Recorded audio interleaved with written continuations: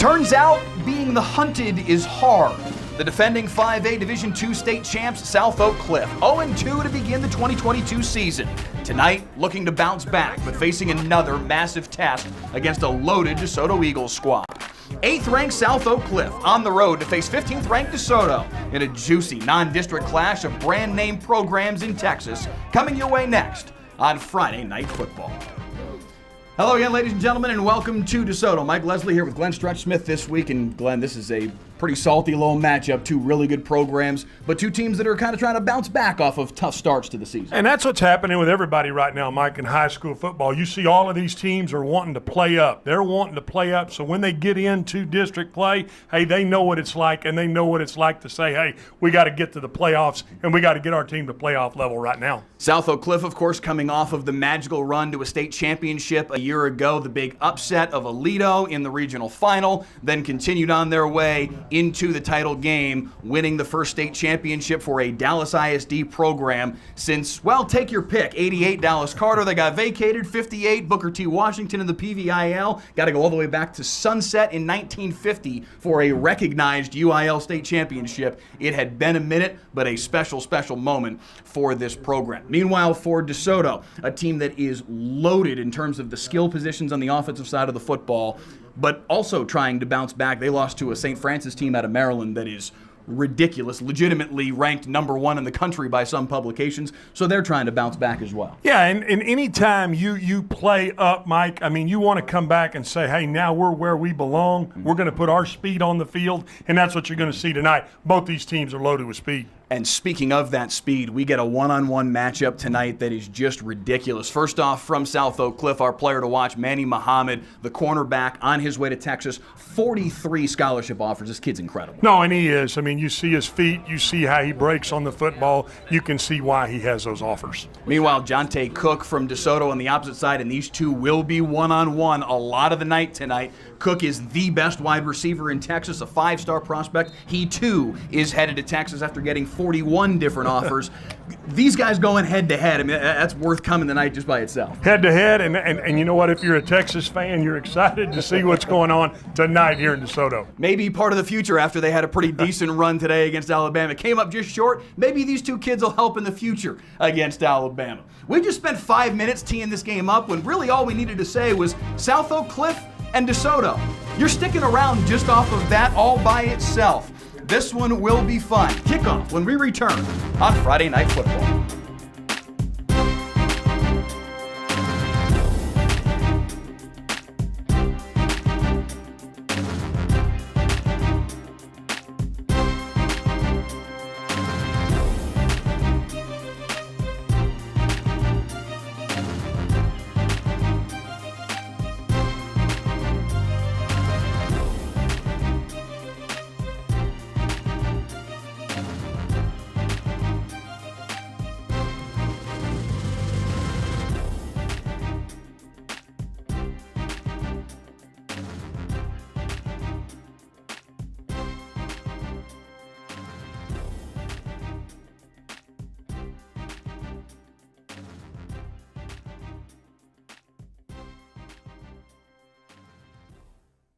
Sometimes, parties can tend to go on slightly longer than planned. For Izzy, that's not a problem at all, since she can now catch the 4, 5, 6, or even 10 p.m. newscasts after they air on the new WFAA+. Party on, kids. Are you a consummate multitasker like Chris Lawrence? Cooking, well, attempting dinner for the family while also craving a dose of news? Now you can chop and cook while still tuning in to any live newscast on the new WFAA+.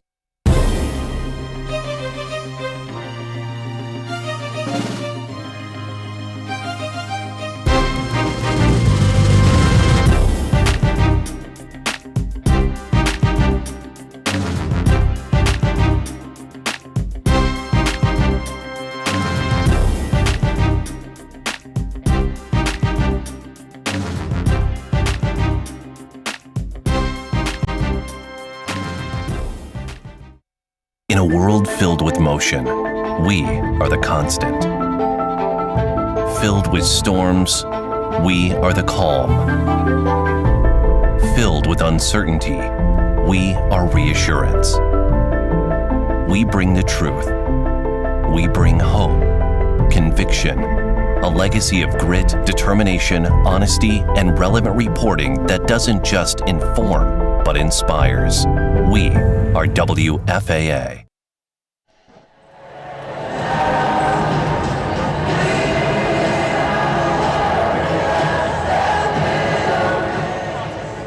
From Eagle Stadium in Desoto, WFAA proudly presents Friday Night Football as the Desoto Eagles host the South Oak Cliff Golden Bears. Head coaches tonight for the homestanding Desoto Eagles, Claude Mathis in his 11th year overall at Desoto, his 4th year back with the program, 106-26 as the Desoto Eagles head coach. For South Oak Cliff, Jason Todd, his 8th year with the Sock Golden Bears, 70-22 overall. State champs, of course, a year ago in 2021. DeSoto won the toss and deferred, so it's South Oak Cliff ball first in a prime-time matchup of two really big-time programs here in North Texas. Mike Leslie and Stretch Smith back here with you in the booth. Stretch, this one should be fun. Yeah, I mean, anytime you see a matchup like this early in the season, Mike, I mean, you got a lot of people who are looking forward to seeing, number one, two division opponents, to me, that are the class of what they do. But more than that, you have these people who are now following these young blue chip players. Everybody wants to see Muhammad. Everybody wants to see the receiver. Everybody wants to see what they look like lining up against one another. That's the thing you set the table for when we entered this game. And especially when you consider how fired up Texas fans are today after, obviously they wanted that game to go down as a victory, no doubt, but to play as well as they did against the #1 team in the country and to know that these two kids are a big part of their future and what they hope is going to be a successful future in the SEC against teams like Alabama, they're hoping these two kids are going to be real special wearing that burnt orange. And that's what you're seeing. You're going to see both these young men line up against one another. And then you know what, Mike? At the end of tonight's game, they say, "Boy, we're on the same team now, fellas. We got to go turn our attention towards winning the district championship. Hey, and then doing something in state. By the way, I'll see you in Austin here in about 7 months." Yep. DeSoto, with their home opener today, played 2 games against out-of-state teams, played St. Augustine out of the New Orleans, Louisiana area, won that game 35-10 in their opener. Played St. Francis out of Maryland last week. We mentioned this off the top, a team that is ranked #1 in the country by at least one publication. A team that, in talking with Claude Mathis about it earlier this week, he said, listen, that's basically a prep school. He said they got some 19-year-olds, some 20-year-olds on that roster, so that's a different animal than a true high school football program. He said, but it was good for them because that's about as big a test as you're going to get in high school football. Yeah, you got some guys on that team who could buy a beer, Mike, and it's legal to go do it. Yeah, I'd say that's a pretty good test. And you know what? When you look at really the landscape right now of high school football, I tell you, we talked about this before the show, Mike. I think there's a lot of shifting and changing with NIL, with all the things that are going on. And I tell you right now, when you see this kind of matchup and you know that the way football could change, you just want to embrace the fact that, you know what, we do still have these great matchups like we're going to see this afternoon. Meanwhile, for South Oak Cliff, a tough start to the year for them as well. They also challenged themselves, not against out-of-state opponents, but against a 6A perennial power in Duncanville. A close game all throughout. That game was 9-7 early on in the fourth quarter. Two really good defenses going head-to-head in that game. Duncanville eventually pulled away and won that game 23-10. And then last week against Lancaster was a little bit more of a surprise. Lancaster's a very good program, but I think the prognosticators would have thought Sock would have won that game. Lancaster with a 21-3 win last week. So that brings up the questions that exist about this South Oak Cliff offense. Kevin Henry Jennings is off to SMU. They've got to figure out what the offense looks like with Trey Walton in there at quarterback. William Little has seen some time at quarterback as well. They need to figure out what this next generation of the Sock offense is, because at least so far through 8 quarters worth of football, they have 1 touchdown to speak of. So, Mike, that's why you play these games. You know what? They play 3 preseason games in the NFL for a reason, to get guys used to playing the game. Let's get ready to kick this baby off here. DeSoto's Angel Diaz set to kick it away. Deep to return for South Oak Cliff. Davion Ennis and Randy Reese. It'll come on the near side, in fact, to Corinthian Coleman, and he'll take it Up the middle across the 20, hops his way to the 24, and that's where the South Oak Cliff offense will get to work. And this is an offense, again, Mike, that you talked about. You know what? They've had their struggles, but I'm telling you, it's a lot easier to get your defense up to speed than it is your offense. And I guarantee you're going to see South Oak Cliff tonight say, we got to get our offense rolling, and you mentioned that earlier. So Trey Walton makes his way out there, the starting quarterback for the South Oak Cliff Golden Bears. He has seen the majority of the action so far this season through their first 2 games, but their backup, William Little, the junior, number 18, you may see him a little bit tonight. He completed 5 of 13 passes last week against Lancaster. Walton to the air, quickly throws it left side, and a pickup of 6 or 7 on the first play of the football game. And you see Desoto initially, they're going to shift down and try to get to the interior of this Sock offensive line. Hey, great job. Take the ball, take the one-on-one look that you got outside to the hitch, pick up 7 yards, and set yourself up in a nice 2nd and 3.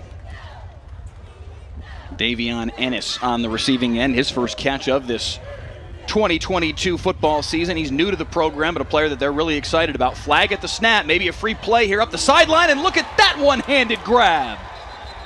I think he saw you. He obviously saw the DeSoto defense jump. He said, hey, you know what, let me throw this up to my wide receiver and we'll take our chances, and that's exactly what happened. Joshua Manley with a fantastic catch, going up and getting it at the apex with one hand and bringing it in Sock.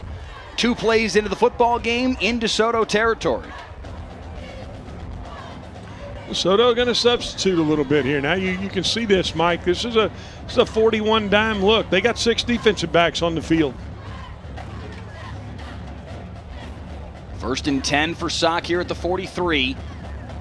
Walton near side. That ball's too tall for his intended target and incomplete. What you want to see, if you're going to throw that, if you're going to throw that short out or that short hitch, you know what? Make him throw it to the long side of the field. That's exactly what DeSoto's defense did right there. Said, we'll take our chances with you throwing this to the long side. The ball was a little high, setting up a 2nd and 10. Randy Reese, the SMU commit, the young man who opened last year's state semifinal with a kickoff return for a touchdown against Lubbock Cooper. Another free play here with a flag at the snap. This time over the middle, tipped a couple times and intercepted. But it will remain South Oak Cliff ball, of course, with the penalty. You like to see that. This time he said, you know what, let me take a chance on this inside skinny. Now he had plenty of guys to try to get that through. Was not able to feed that ball through there, but hey, he took his chances right there. He knows he had a 5-yard penalty, and now he's got him right back where he needs to be, 2nd and 5 at the plus 38-yard line. Our referee tonight, Mike Ritchie, signaling the offside against DeSoto. That was an incredible play. I don't know if you saw that on the replay. Jamarian Ravenel actually kicked that ball up in the air for Keyshawn Jackson to be able to pick it off. Now right up the gut goes Tedrick Williams with a head of steam and a 1st down inside the 25. Nice to see. You know what? You're going to play that cover 2. You're going to leave the middle of the field open there. Now they've got numbers inside with that box, and that's exactly what South Oak Cliff did. So 1st and 10, they'll put it right at the 25-yard stripe. Handoff up the middle again. It's Williams inside the 15. Now, Mike, if you'll see this, I'm going to talk a little football right here. You see this 5-man box. That tells you they got a hat for a hat inside, and that's exactly what you see South Oak Cliff do. Get a hat on a hat and get it up inside get them inside the red zone here. This is an offensive line that was off to a bit of a shaky start. Jason Todd said he needed that group to play the way that they're supposed to play.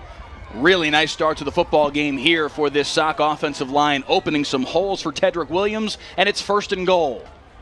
Walton claps for the snap, looking near side, single coverage. Jamiri Cawley can't call it in. Interesting, you try to throw a little fade right there because, quite frankly, Mike, they had the numbers again. I'm over here making crazy signals to you like I'm doing Chisholm Bop math, but they had a 4-1 box right there again. I'm surprised they didn't run that football. Sets up 2nd down and 10. They were trying to find Jamiri Cawley, the 4-star wide receiver. 25 different offers, uncommitted at the moment, but schools like Georgia, LSU, and Michigan after that young man. Handoff again here up the middle for Williams. This time the DeSoto front up to the task. And you can see they're right now they're going to say, hey, you know what, we're going to play this numbers game that time in a 4-2 box. Now you don't have enough to block them, and you see them stuff the runner right there. Wesley Hudson, the transfer from Rio Vista, in there to help make the play. And it's 3rd down and goal. They'll spot it at the 9. And to get into formation they want here. Going trips to the wide side, Mike. Still 20 seconds to work with on the play clock, so no concerns there for Trey Walton. 3 to the left. Looking back to the right, though, on the slant, and it's picked off. Threw it right into the waiting arms of Cayman Mathis, and he's out ahead of everybody. Cayman Mathis looking to take it to the house. Nobody's catching the coach's son. Touchdown DeSoto. There is a flag on the far side of the field. We'll have to check that, but Cayman Mathis with the pick 6. Hey, threw the hitch to the receiver who was not on the same page with him now. I'm not sure what this flag is. I'm going to say, I don't know if this is unsportsmanlike. I don't know what they call it, or maybe he's picking this thing up. I don't know what's going on here, Mike. And then we got a flag down here on this boundary. I'm not sure what we got. Our side judge, Marvin Royal, pointing out the flag on the 37-yard line on the near sideline. There was a flag on the far side near South Oak Cliff's bench at about the 41. No signal yet from our official. Here comes Mike Ritchie. Sideline warning is the flag on the far side against. Looks like it's going to be a sideline warning against both teams. So neither of those will actually be penalized because it is the first flag on both teams. So that won't have any impact on the play, and the pick 6 will stand for Cayman Mathis. The next time either of these programs get a sideline warning, then it will be an enforced penalty. But the first time is just a warning. So the touchdown stands for Cayman Mathis, a pick 6, and DeSoto out to a 7-0 start. The coach's son taking it to the house. Another look at it here, 98 yards on the pick 6, and what a start for the Eagles on Friday Night Football.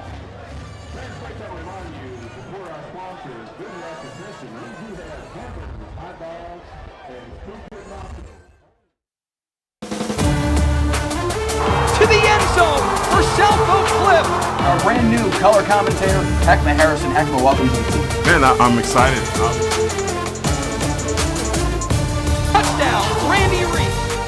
Next up, a clash of 6A powers as Prosper visits Denton Geyer in the opener of district play. Friday at 7 on the WFAA YouTube channel and WFAA Plus.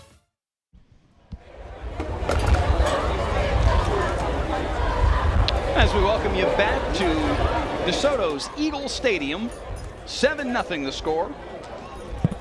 DeSoto jumping out to the early lead on a 98-yard interception return for a touchdown by Cayman Mathis, the senior corner. 24 offers for that young man, a 3-star recruit. Still uncommitted, but this is a kid. I mean, he's Claude Mathis, the head coach's son, and Claude said, listen, he is an aggressive corner. He wants the other team's best wide receiver at all times, and he's got some challenges in his own secondary for that desire, because on the opposite side is Mario Buford, who's a 4-star kid with a ton of offers himself, just a junior. So these guys are kind of constantly battling for, hey, no, I want that guy. In this moment, it's Mathis that comes up with the big play. 3-star, 4-star. It sounds like in bad hotels you stay in, Mike. I do what I can on Tegna's dime, my man. Whatever we can make.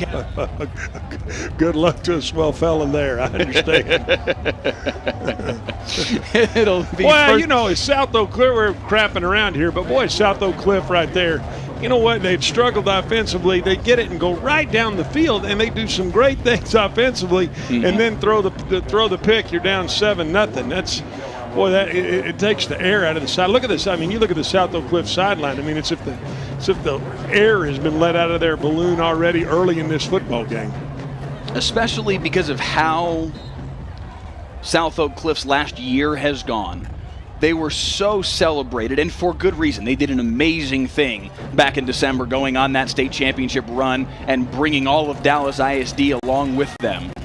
But as great as that was, Jason Todd told me earlier this week, it's been a little bit hard for them to turn the page to now, all right, hey, we got to focus on 2022 now. That was awesome what we did last year, but now we got to turn that page. And he said every time that we mentally try and turn the page, everybody else outside the program wants to continue celebrating what we did last year. And he said, listen, we appreciate it, but we got to get our eyes forward now. And to be in the midst of trying to do that and starting the year 0-2, that just elevates the challenge that much more. Nice move on the sideline by Randy Reese to get close to first down yardage there on a 2nd and 10. Job right there. They run a little sprint protection. He throws it out to the flat. Get in a one-on-one situation and make a guy miss. That's what you want to do.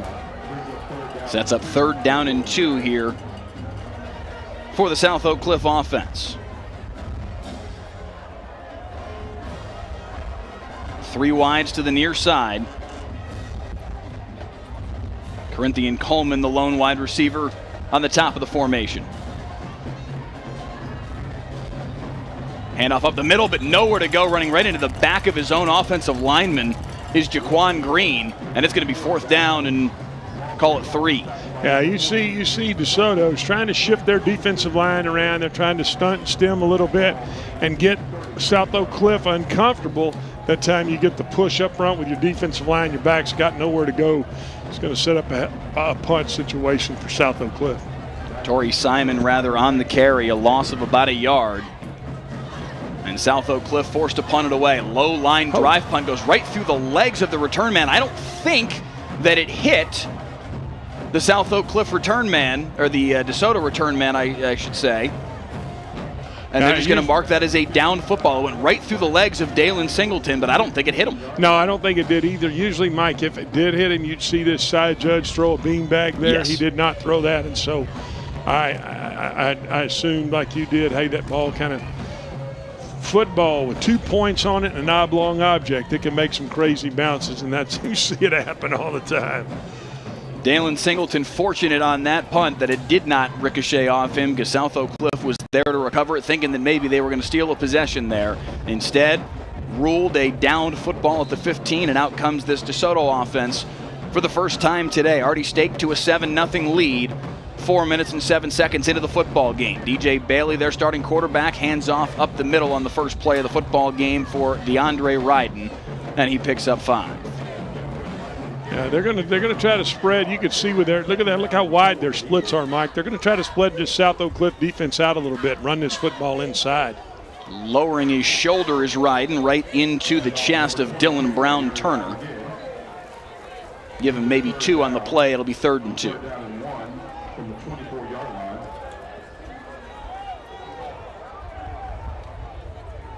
You're gonna substitute here, and it looked like DeSoto going to bring a true tight end in the game in a 3rd and 2 situation.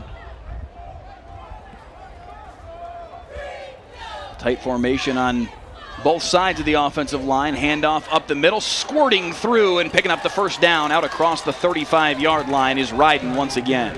Yeah, they go with that tight end, and then that wing, they run it back into what, in a sense, is the short side or the short numbered side. Nice call right there. Pick up your first down and keep the chains moving. DeAndre Ryden, just a sophomore, but a young man that they really feel is a special, special running back. Claude Mathis said he's a home run hitter. They call him Tiger. He's got 15 scholarship offers already as just a sophomore, and with as talented as their backfield is, they try and get him the ball a lot. Now Jonte Cook coming around the formation, his first reception officially of the day. And he's got a first down, and another flag comes in there after the play. A little scuffle afterwards. They run almost a little inside shovel pass. Try to get the South Oak Cliff defense out of balance, and then we get some yapping after the play, get that flag. Dead ball foul, personal foul against South Oak Cliff. So right now South Oak Cliff hadn't got it going their way, Mike. They're going to have to overcome right here. They're going to find themselves in a 14-0 hole early in this football game. The reception by Cook plus the penalty sets up 1st and 10 at the 39-yard line in Sauk territory. DeSoto with a very strong start offensively and defensively. If you're late in joining us, the pick 6 by Cayman Mathis, 98 yards the other way. The lone score so far today. Bailey swinging it out on the right-hand side, has Trawick well defended on the outside. Abdul Muhammad, the first one there for South Oak Cliff, and that'll go down as no gain.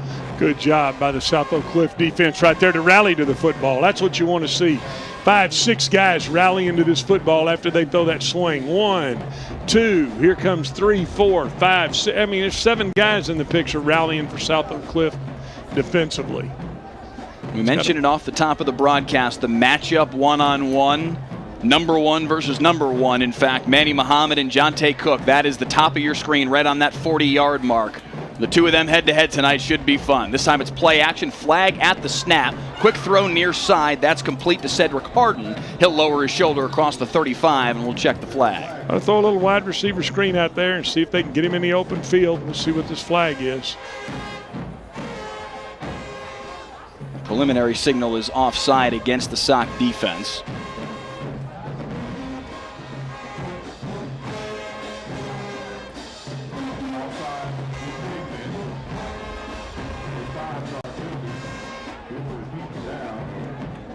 It'll stay second down, so that does wipe the result of the play off the books, but the yardage is effectively the same. They just get a free down out of the deal. It'll be second down and 5 from the 34.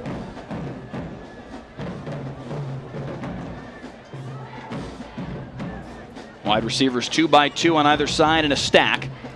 Play action here for Bailey. Looking near side, wide open is Cedric Harden. He's got the first down, stiff arms his way inside the 20, and Desoto in the red zone for the first time tonight. Good looking throw and catch right there. Get the ball on the perimeter again and make your athlete make a play on their athlete.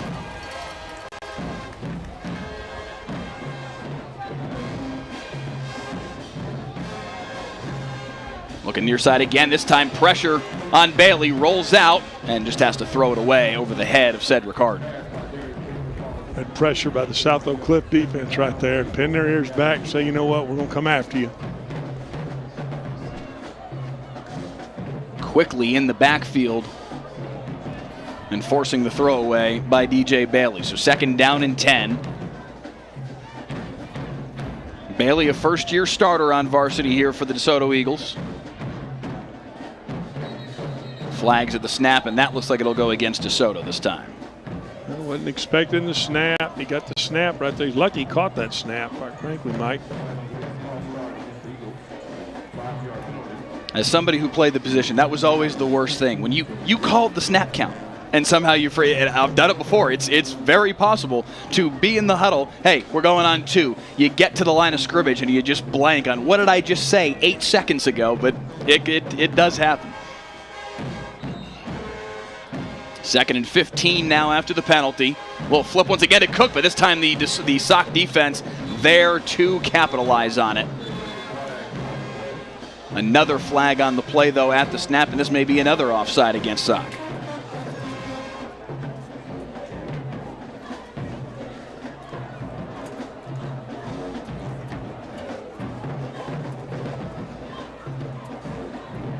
This looks like a motion penalty on DeSoto, Mike, and now the question becomes, do you decline this penalty and take that down after a 4-yard loss? It's going to set up a 3rd and a long 18 here. They do take the result of the play, declining the penalty. It'll be 3rd down and call it 18. In fact, 19. They've got to get to the 9-yard line to pick up a first down here. 4 wide receivers for Bailey. 3 to the top side of the formation. Pressured by Billy Walton. Hit hard as he throws. That ball's well out of bounds. It'll be incomplete and a 4th down. So the South Oak Cliff defense standing up. Lucky to get rid of that football right there. Great job by South Oak Cliff defense to stay in their lanes. I mean, you get to chasing the quarterback, it's easy to get out of your lane. Good job to stay in your lane right there and force this 4th down and long situation. Be interesting to see. Are they going to try a field goal here? They are setting up here, it looks like, for a long field goal. To be a 45-yard field goal off the foot of Diego Varela. Has hit out to about 40 yards in his career, but they do trust his leg strength. Claude Mathis told me earlier this week they trust him out to 45 to 50 yards. So this is right in that wheelhouse. High snap, but they get it down. Sidewinding kick that will not get there. Misses wide left, and it will stay 7-0. So a big sequence there for the Sock defense. Yeah, good job by you. And you got to be excited right now if you're a South Oak Cliff fan. Nothing's really gone your way, and you're only down 7 points right here in this football game. So South Oak Cliff coming off of that state championship run winning a state title last year. The first Dallas ISD program to win state, going all the way back to Booker T. Washington in the PVIL in 1958. Ran through Aledo. That was the big. That was the game that everybody went, oh, wait a second. Look at South Oak Cliff. They just knocked off the 3-time defending state champs. Then a big win over Lovejoy in the Region 2 final. We carried the game against Lubbock Cooper right here on the WFA Digital Network. They won that one in a rout. And then went on to win the 5A Division II state championship at AT&T Stadium. Trying to find some of that mojo, though, here early on in the 2022 season as they're off to an 0-2 start. But a big sequence there, stretch for their defense to be able to stand up and stop this DeSoto offense on their first drive. Get them off, and then they try to come back out and run the football. And right now, DeSoto's just handling them up front with their 4 down linemen. That's a little surprising, and I'm sure that it's got to be frustrating for an offensive staff to not be able to block those 4 guys right now.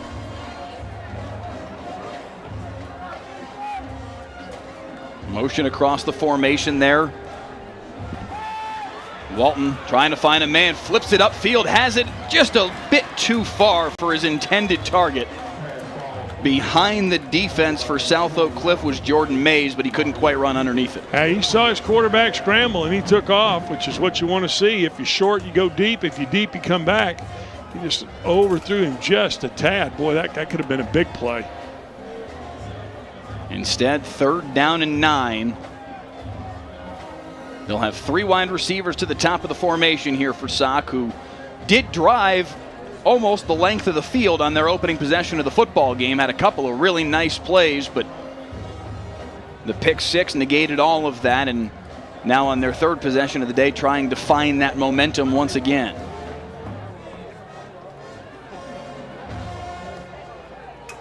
Walton, near side. Too tall for his intended target and incomplete, and Sauk's going to have to punt the football once again. Frustrating right now, because on that first drive they had some things going. The last 2 drives, Mike, they have not been able to move the football. This DeSoto defense has bowed up front and said, you know what, we're going to play you man coverage, and until you show you can beat that, you're going to have some problems. We do appreciate all of you joining us on the WFA Digital Network, the YouTube channel, WFA's YouTube channel. If you're watching on YouTube, please drop a comment in the chat feed. Let us know who you're tuning in to see today, as that punt was nearly blocked. May have gotten a piece of it. Takes a sidewards bounce out of bounds, and it will be DeSoto ball at the 47-yard line. Let us know where you're tuning in from as well on the YouTube chat feed. If you're watching from perhaps somewhere across the country, tuning in to see a nephew or a cousin, a grandson, whatever the case may be, let us know who you're tuning in to see tonight here on Friday Night Football, a special Saturday edition with South Oak Cliff and DeSoto. I'm glad that you said that. Friday Night Footballs are here Saturday at 5:30 in the afternoon. We went to schedule this game earlier in the summertime and reached out to both schools. It was like if anywhere you looked on the internet, it was a Friday night game between these 2 teams. If it was on Max Preps, if it was on ISD websites, anywhere you looked, it was a Friday night game. We confirmed it with both schools. Everything was ready to go. About 4 days later, the folks from Dallas ISD sent me an email and said, wait a second, I have this on our schedule as a Saturday game. And sure enough, DeSoto answered back, yeah, that's what we have too. And we decided, you know what? It's South Oak Cliff and DeSoto. Let's just stick with it, because this is going to be a good football game. And at least so far, they're doing exactly what we expected they'd do. And we're not going to change the name of the show just because it's a different day. That's you're right. Saying. Just like where they had Sunday night football on Thursday night for the NFL the other day, because it was the NBC production. It's just what you do. I understand. You go to your church and I'll go to mine. I got it, Mike. 1st and 10 for DeSoto at the 44 now. Bailey swinging it out far side. That's Jonte Cook with the ball in his hand. Makes a man miss, but can't quite get fully past Abdul Muhammad, who makes the tackle. You see the corner up there and the receiver going at it, Mike. You see that right there. Anytime, and we're going to get a late flag right here. And they just threw a flag and told, I think they just told Manny Muhammad to get off the field. I think they did too. I think he was yapping. He didn't like the fact that he was blocked pretty firmly to the ground. And they said, you know what, we're going to flag you. Could be an unsportsmanlike conduct, 15 yards. That'll be a big penalty. Although DeSoto's walking backward. They do whistle it against Desoto. Went the other way, and they got Muhammad off the field. Interesting. I'm trying to see. Muhammad has now come back on the field. He's back on the field on the far side, standing near the 50-yard line. Right at the very top of your screen, wearing the number 1 in white. It certainly looked like they motioned to him to get off the field, but obviously we're trying to read body language from 100 yards away, so. Yeah, from this deer stand you got me in up here in DeSoto. After the penalty, second down and about 17 for the Eagles offense. DJ Bailey with 3 wide receivers down here to the near side. Play action fake, has a man right in his face, looking up top though, one-on-one for Cook, and he didn't see the football coming. Flag flies. Manny Muhammad can't believe it. They're gonna say a hold here. It didn't even look like Cook was going for the football. Wow, he didn't. I'm not sure he saw the ball, Mike. I mean, the ball was thrown up because of the pressure on the quarterback. Now, did Muhammad reach out and grab him? The officials are saying yes. That's going to be a 10-yard penalty, and that's going to be an automatic first down after being in a 1st and 15 situation. They let him off the hook right there. That is rather shocking because you can see the body language there. Ajante Cook didn't even know the football was coming. And it leads to a holding penalty, and worst of all for South Oak Cliff's defense in what was a 2nd down and 17 situation, a free first down out of all of that as well. Handoff up the middle for Ryden, lowers his shoulder and burrows his way for 3. Good job here again. South Oak Cliff front. They're trying to do some things to curb DeSoto from running this ball.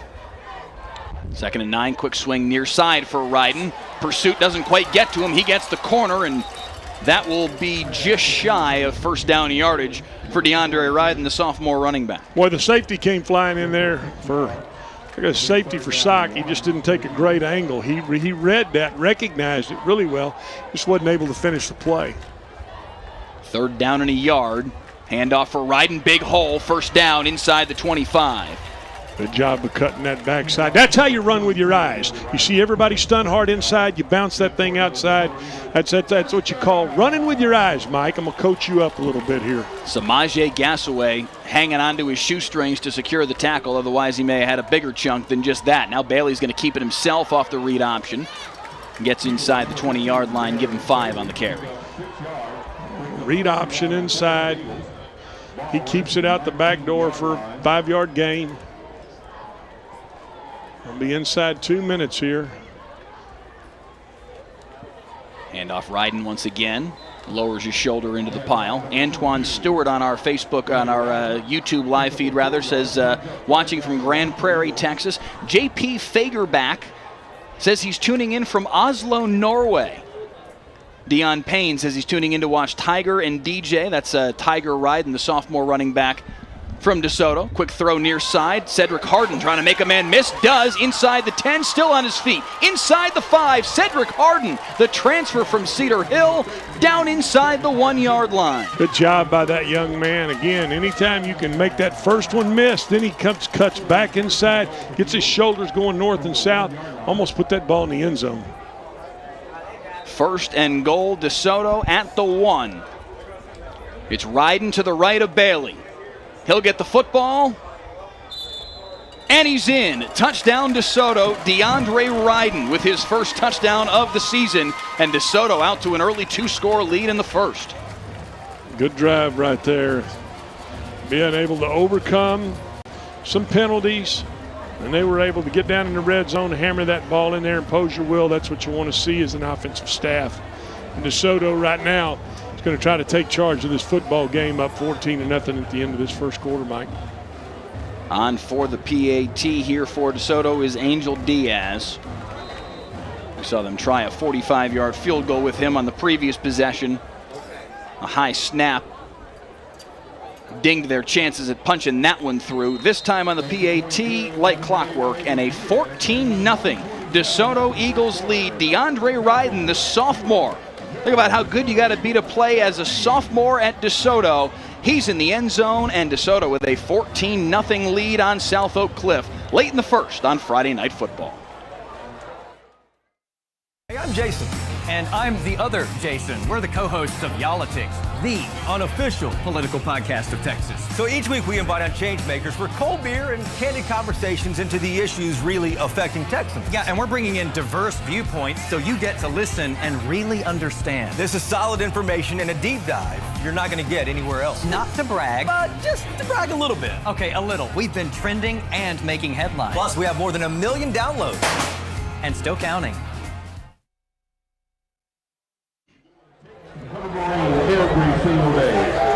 Back at Eagle Stadium on Friday Night Football, our special Saturday night edition between South Oak Cliff and DeSoto. Letitia says she loves being able to watch this game from the comfort of her own home in Dallas. We appreciate you tuning in. DeAndre Washington says he's watching from Florida. DJ Krob says he knows everyone on DeSoto. Unapologetic, don't play Dame. The username for somebody who says they're watching Ronnell. That's Ronnell McClain, the starting left tackle for the DeSoto Eagles. We appreciate y'all joining us here on the WFAA YouTube channel. You can also watch us on WFAA Plus by downloading the app via Amazon Fire TV or Roku. Corinthian Coleman decided to bring that one out of the end zone and he's going to pay for it here. Tough starting field position for South Oak Cliff, already in a 14-0 hole, and they're going to start on their own 11. Mike, you don't want to press in those situations, and that's exactly what you're seeing South Oak Cliff do now. Don't press, don't get out of your game plan. Corinthian Coleman, who had a fantastic state semifinal performance when we had the broadcast of that game against Levitt Cooper last year. This year as a senior, has a couple offers, including Texas State.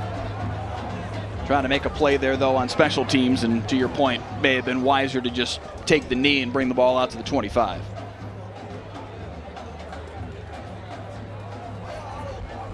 Kyrie Butler says he's tuning in to see his nephew Wesley Hudson watching from Pennsylvania tonight. 1st and 10, South Oak Cliff at the 12. Motion man across the formation is Randy Reese. And they're going to swing it his way.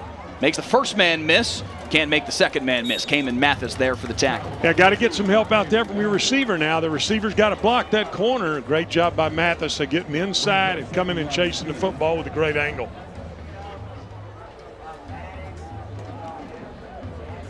Final minute of this opening quarter here in a 14-0 football game in favor of the DeSoto Eagles.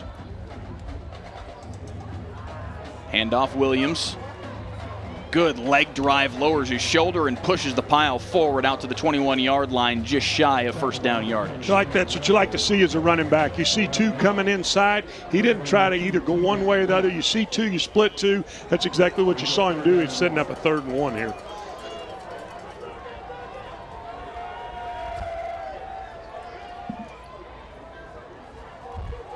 Tighter formation here from South Oak Cliff. Jaquan Green, the blocking back, just behind the offensive line there on the right side of the formation. Now he'll shift to the left. Final 10 seconds here of this opening quarter. Handoff.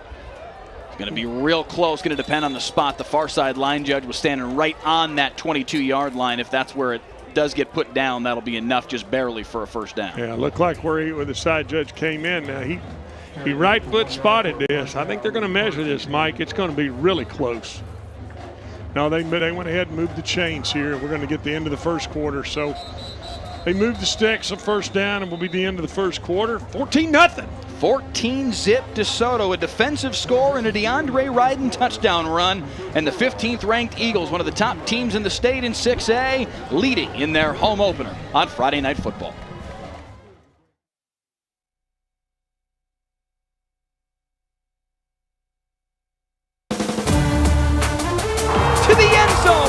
South Oak Cliff. Our brand new color commentator, Heckma Harrison. Heckma, welcome to the team. Man, I'm excited. Touchdown, Randy Reese. Next up, a clash of 6A powers as Prosper visits Denton Geyer in the opener of district play. Friday at 7 on the WFAA YouTube channel and WFAA Plus.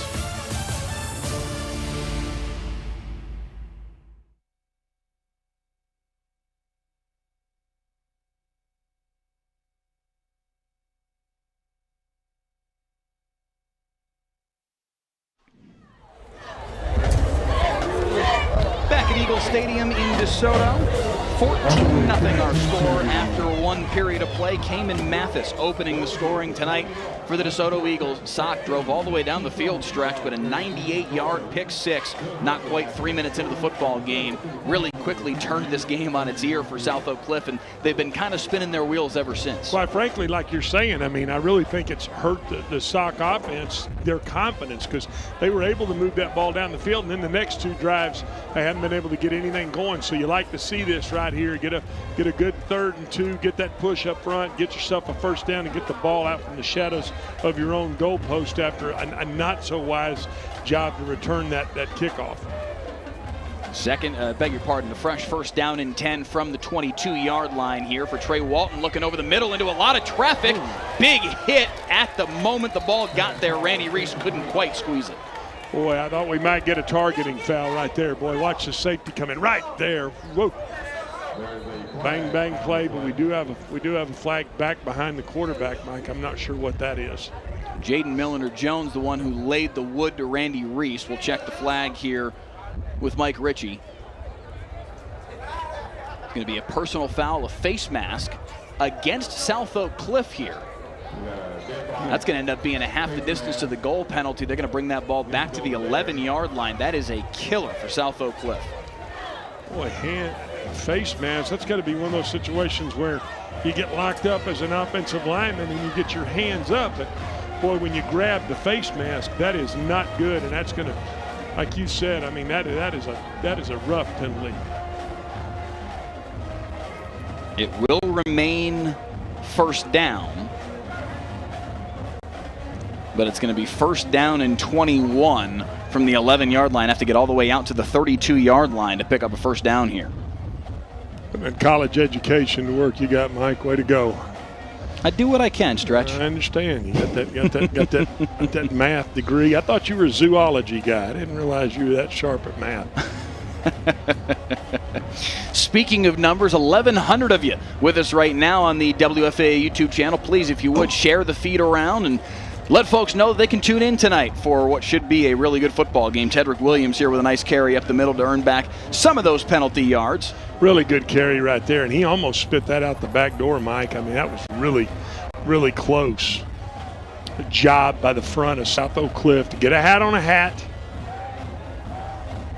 I beg your pardon, that was second down. This now 3rd down and 15. Walton rolling far side. Heaves that way, but too tall for Corinthian Coleman, and it's 4th down for South Oak Cliff once again. Yeah, I want to say, Mike, that face mask was after the play, I'm assuming, and that's why that down counted. So they try to run that sprint out right there, run a comeback, and we're not able to connect. So again, South Oak Cliff, who you really think about the time you think offensively they're going to show you something, they kind of have stubbed their toe again, are going to have to punt this ball from deep in their own territory. Carter Kopecki, the sophomore punter for South Oak Cliff, also one of their backup quarterbacks, punts it away. It's Ravenel to take it from inside his own 40-yard line. Flag on the play as he gets back to the 45, 46-yard line.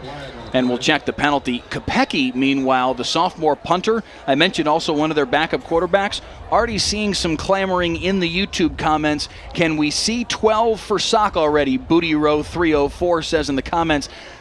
I think there's some folks that are wanting a quarterback change here for South Oak Cliff. You just saw him. He just booted the mess out of that football and got his team out from inside their 15-yard line. And now you're going to add this penalty. I mean, that's a heck of a shift to the field right there by that young man. I hear what they're saying. They want to see another quarterback in the game. I get it.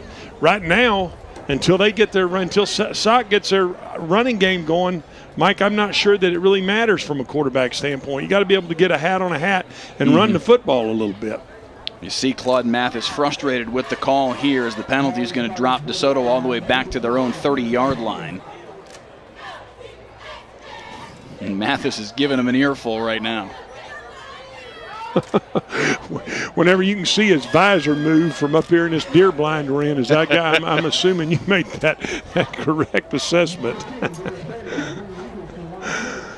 Mathis, his 11th year as the head coach of the DeSoto Eagles. He had a 7-year stint left the program for a couple of years, went and coached at SMU, went and coached at Marshall High School, but back now for his second stint, his 4th year of this second stint with the DeSoto Eagles. Bailey taken down from behind. That might be a fumble.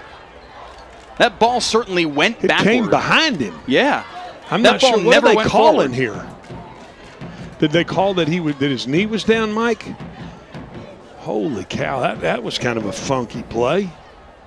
I'll tell you what, whether his knee was down or whether they rule it a fumble and out of bounds, the spot was going to be within about a yard of each other. It looks like they may have ruled that his knee was in the dirt, and it's 2nd down and 15 from right there at the 25-yard line. So a loss of 5 on the play and a sack there of DJ Bailey. 2 wides to either side and a stack once again. Handoff here on the near side in the hands of Trey Wisner. That's the transfer from Waco Connolly. Think about this. This is how deep the DeSoto offense is from a skill position perspective. Wisner's a 4-star prospect, has tons of offers, committed to UT. He's their backup running back because DeAndre Ryden, the sophomore, is that talented. Tells you they got some players here, I think, Mike. DeSoto won the 7-on-7 state championship earlier this summer on the strength of players like Wisner, Ryden, obviously Jonte Cook, who we've talked up quite a bit already. Now the handoff once again to Wisner, and they string it out well here on 3rd down and 3. And South Oak Cliff hoping they just forced a punt here. Good job by that South Oak Cliff defensive tackle. You know what? He got his hands on him, said, no, you ain't getting away from me, bro. And he grabbed his jersey, and then his compadres showed up. They got him to the ground. That's a good stop right there for this South Oak Cliff defense. Really a good stop. That's Cortland Kidd, big number 99, who made the tackle there. Think about this stat for a second. The South Oak Cliff defense, of their 11 starters, 9 of them will be going to play Division I football. They also have 2 other kids that are currently backups on this football team who are going to play Division I football. Low snap there, but a nice job to field it and get it away by Angel Diaz. South Oak Cliff's going to stay away from it and let it bounce out of bounds at the 32-yard line. But think about that stretch. 11 different kids for South Oak Cliff's defense headed to play Division I football. Cortland Kidd, the young man who just made that play, probably not in that collection. In talking to Coach Jason Todd, he said he's a little bit on the short side at 5'10", 280 to play defensive tackle. He said he plays like a Division I kid from a talent perspective, but he said his size may ding him and lead him to end up in the Division II level. But that's how ridiculously talented this Sock defense is. They have players everywhere. You can tell at thickness he can hold his ground inside. See if Sock's offense can get something going here, Mike. 1st and 10 at their own 32, and back comes Trey Walton, the quarterback. 3 wides to the near side. Jamiri Cawley, they call him Wild Man, on the top of the formation. There at the 31, looking at the sideline as they may be changing the play here. 10 seconds on the play clock for Walton. Handoff up the middle, big hole. That's what you want to see again. I know it's you just start discussing X's and O's football, but when you see a 5-man box and you've got 5 offensive linemen, Mike, you've got to be able to run the football versus that look, and that's exactly what you're seeing right there. Again, you take this look at this snap, look at this box pre-snap. You see the 4 down lineman, the 1 linebacker. You've got to be able to run versus this front. You've got to make them bring that guy back into the box. Danny Green on the carry on the last play. Quick throw far side, incomplete. They tried to find Jamiri Cawley in one-on-one coverage with Mathis, but the pass was too tall. Well, and Mathis is sitting on the hitch, too. He's a smart enough player to say, you know what, I've already picked this off once. I'm not going to let you catch this ball and throw this hitch out here. Sets up 3rd down and 3. And again, to your point, you have to be able to run in that situation because you have to punish DeSoto's defense for what they're doing. Correct. By keeping that many players outside the box, it makes throwing the football that much harder. This time they do bring a 6th down in the box at least. Handoff for Green, trying to get out the back door. Nice job to get the 1st down. Dives across to the 44-yard line and moves the chains. And you saw him get outside right there. You made the comment. They brought it down to a 4-2 box, and he was able to bounce it outside. That's what you want to see now. You want to kind of get into a cat and mouse game with them right here and try to make them bring that guy down in there. Fresh set of downs here for the Sock offense.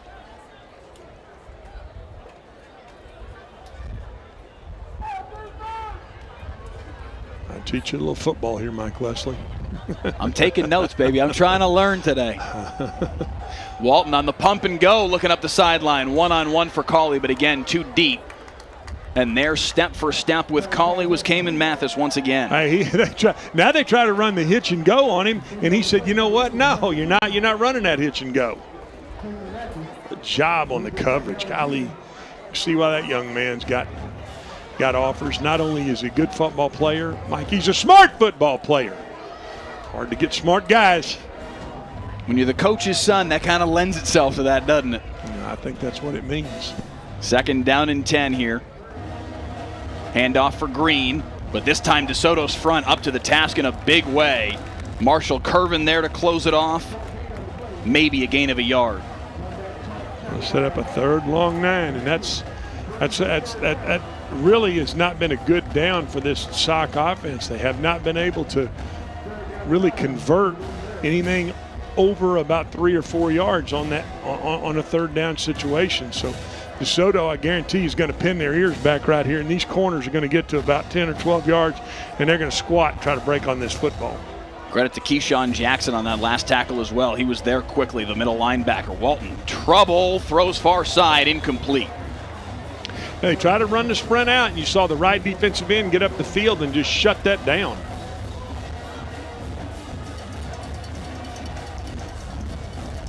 Fourth down and 9, Sock to punt once again. Since that opening drive, the offense just has not been able to maintain anything. You almost wonder, with this being the backup quarterback, Mike, might they try to, have some sort of play right here where they trick play, where they let him throw the ball down the field. They don't have anybody out wide, and they do indeed have Kopecky punted away. That is a tremendous punt. Almost, that's too good a punt. That's going to go down statistically as a 56-yard punt. It'll actually net only 36 yards. That is a tremendous punt from Carter Kopecky. And he's done it twice in a row. He showed you he could do it. That is a heck of a punt. You're going to rely on your defense. Sock right now is having to rely on this defense, and at some point, Mike, they're going to get tired. They're going to get run down when you keep putting them out there like this. They've got to get this ball back and maintain some sort of drive going into the half. 6:49 to play here in the 2nd quarter. And DeSoto with a 14-0 advantage. DeSoto, to credit the Sock defense here a little bit with how this game has transpired, DeSoto's really only had one sustained drive today. They got some short fields that Sock's defense stood up against, forced the field goal miss. But Sock's offense just hasn't gotten anything going. And Sock's defense, their front's playing really pretty well. I mean, you see how they come off the ball, bang, they shoot their hands, and then they're able to shed blah. I mean, it's impressive how they play up front. Pick up a 4 on the play, 2nd down and 6. Bailey pressured, tried to get it out to Jonte Cook, but wide of his target. Good job by that, again, getting that push up front where he can't step up in the pocket. Watch him have to sling this thing out sidearm right here, and he can't get enough juice on it all the way into the boundary.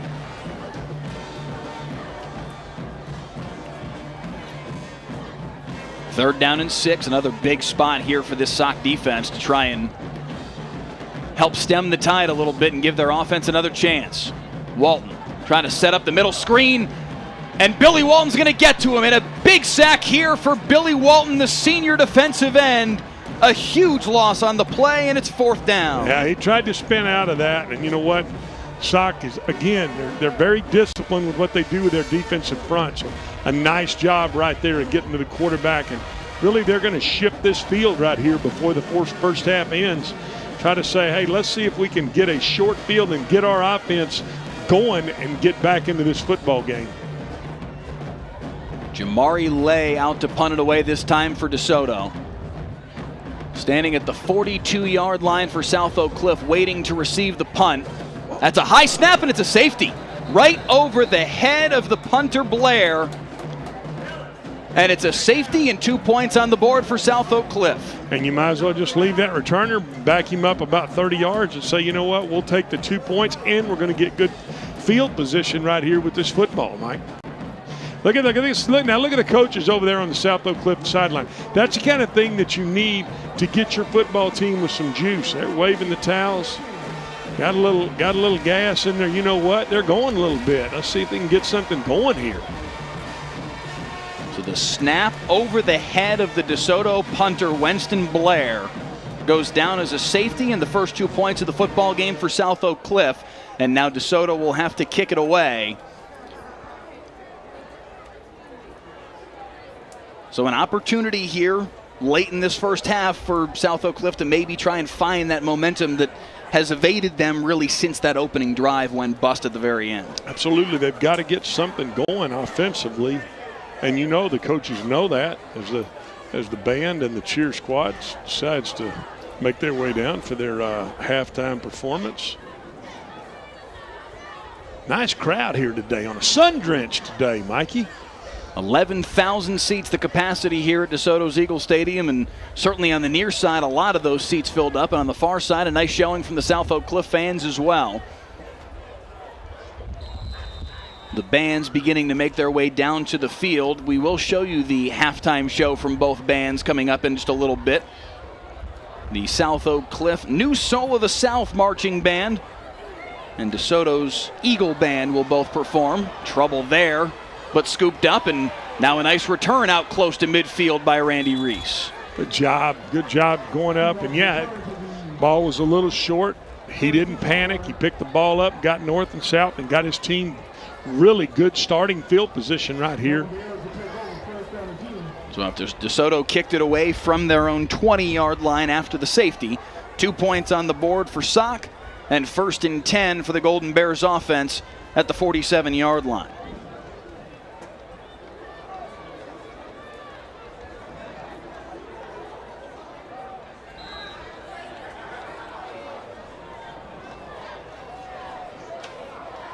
Trey Walton still in there at quarterback, 3 wides to the near side. Tedrick Williams, the running back, to his left.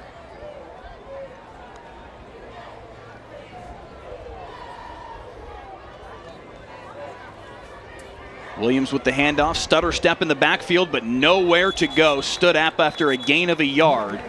DeSoto's defensive front has been there time and again. Kiki Abrams, the sophomore, there to cut this one off. And you saw the box player from the field that time close down in there so that they have the numbers. That's the game that's being played right now. And Sock is having a tough time getting any movement up front. And it's got to be frustrating as an offensive coach. 2nd down and 9. Again, the handoff for Williams. This time trying to get to the outside. He's got the corner. Stiff arms his way out of bounds at the 45. A pickup of 7 on the play. It'll be 3rd down and a yard. Good job right there to bounce that football out here. Pretty well blocked on the perimeter by the South Oak Cliff receivers. Kind of getting out there and getting their hands on the corner and doing a good job of blocking so that the ball can bounce. It's up a 3rd and 2 here.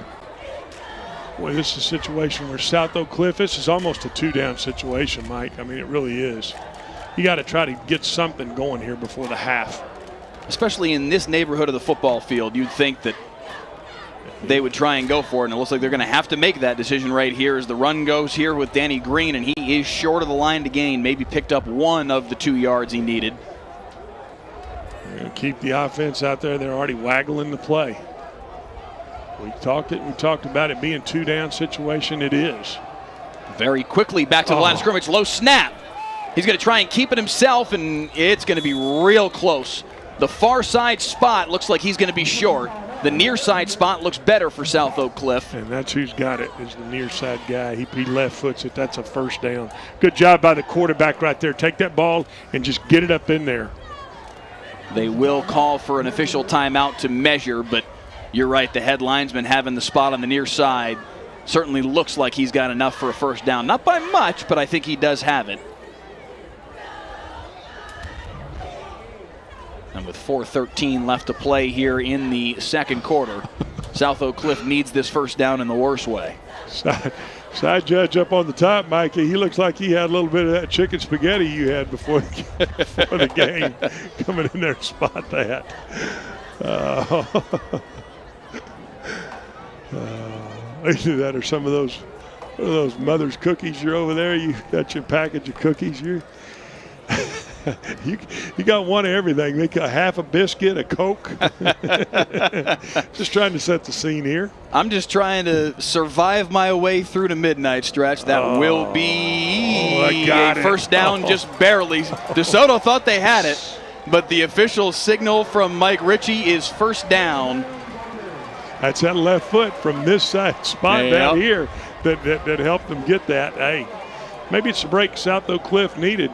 And you see the celebration there from Cayman Mathis and the DeSoto defense. They thought for sure that was short. That was almost like Cowboys Raiders a couple years ago come in there with the index card and decide whether or not that had enough for the first down. But it is enough just barely to move the chains. 1st and 10 South Oak Cliff at the 43-yard line in DeSoto territory.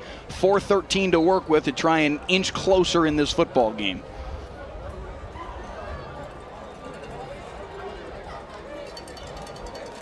Three wides and a tight bunch down here on the near side.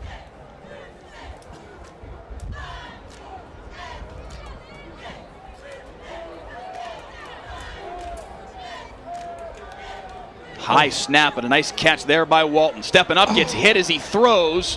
Too deep for his intended target and wide to the near sideline. Boy, that snap almost got over his head, and then when you have to kind of step back up because you don't have the time to take your little 3-step drop. Once you get that, it screws the timing up, and that's exactly what you saw happen right there.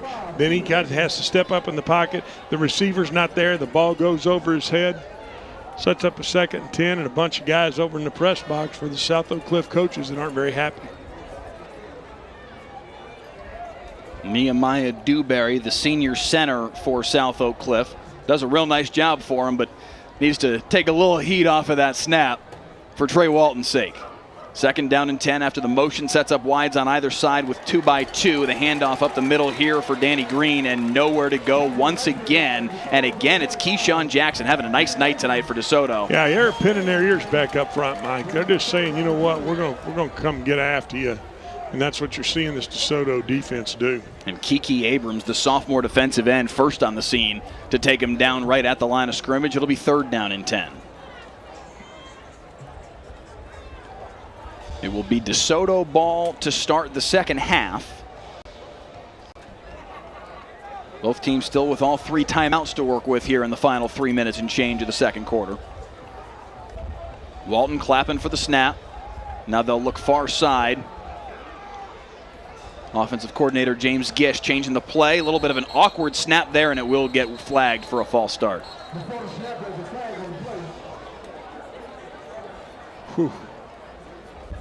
I wouldn't want to. I'm not sure I'd want to go in at halftime with the South Oak Cliff Bears because I think it's going to be an offensive little bit of a rear end chewing going. They are not doing the things that they did last year. And I see why the frustration is there that they did last year when they got in the state championship, Mike, and were able to go win that thing. It's herky jerky for their offense. They're not executing the way that they're used to. And in talking with Jason Todd earlier this week, he said part of what they need to do is kind of recalibrate, okay, what's the right strategy for our offense with our current personnel? That does not work. Marshall Curvin in the backfield immediately, 4th down, South Oak Cliff. I'll tell you what doesn't work is if DeSoto's going to tackle, you better figure out a way to block them. And right now, South Oak Cliff does not have any answers for this DeSoto front 4. 4th down and 18, and back on to punt is Carter Kopecki, the South Oak Cliff sophomore. He's their best offensive weapon right now, Mike. There's some folks in the comments that agree with you that he should be on the field playing quarterback as well. Oh, boy, they came after it that time. Another good punt. This one not quite as much a bomb as the last one, but better end result as Jamarian Ravenel has to call for the fair catch at his own 13-yard line. So with 2:07 to play, back comes the DeSoto offense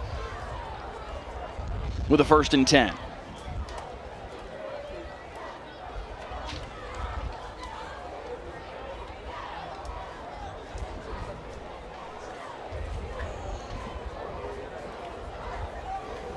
So as DeSoto makes their way back out on the football field, a lot of you may have watched the UT Longhorns take on Alabama earlier today. Two young men that are going to be wearing that burnt orange next year, going head-to-head tonight, Jonte Cook and Manny Muhammad. Jonte Cook, the #1 wide receiver in Texas. Manny Muhammad, the #2 corner in the state of Texas. Head-to-head all night tonight, both wearing #1. We haven't seen a ton of electricity from that matchup just yet because DeSoto, frankly, hasn't had the ball offensively a whole lot tonight. Nice run there by DeAndre Ryden to pick up 9 on the first play of the possession, but as he tries to get his shoe back on. But you got to imagine at some point, #1 versus #1 is going to factor into this football game. This time Ryden hit hard immediately as he got the football. Stunt inside. They run a little inside stunt. Good job by the SOC defensive coordinators to say, you know what, we're going to stun our guys inside. We're going to see if we can get a stop here. Billy Walton first on the scene. Brandon Jones there to help end the run. A loss of a yard or so, and it's 3rd down and 3. 80 seconds to play here in this first half. 2-by-2 here for Bailey. Straight drop, looking near side, has a man, complete. That's going to be enough for a first down. Out across the 30-yard line, Dalen Jones on the receiving end. Good throw and catch right there. Well-timed ball. Keeps the chains moving, and now DeSoto will move a little quicker. They've got a chance to say, hey, we're going to get down here and see if we can get our kicker a try. Bailey far side now. Complete, but cut off immediately as Crimson Mathis. And now DeSoto will hit their first timeout of this first half. Saw a comment here from Lil Ant on the YouTube feed asking what other games we'll stream this season. And next week here on Friday Night Football, we will have the Denton-Guyer-Prosper matchup. That game should be fantastic. Both teams out to 3-0 starts here in 2022. Denton-Guyer knocked off a really good Lancaster team that beat South Oak Cliff last week. Beat them 50-27 on Thursday night, and Prosper with a shot across the bow to the state of Texas last night with a really nice win against Rockwall, a team that was ranked in the top 10 in the state. So Prosper, Denton-Guyer next week, Friday night. We get back to Fridays on Friday Night Football next week. That game a 7 o'clock kick. You can watch it right here on the WFAA YouTube channel as well as on WFAA Plus. Week after that, we've got Sunnyvale and Kaufman on September 23rd. September 30th, Colleyville Heritage and Grapevine square off. That one should be a real good football game between two teams that may well be ranked in the top 10 in 5A Division II. Don't like one another either, living and neighbors that don't care for one another. That's a real good rivalry, yeah. That one should be fun in a couple weeks' time.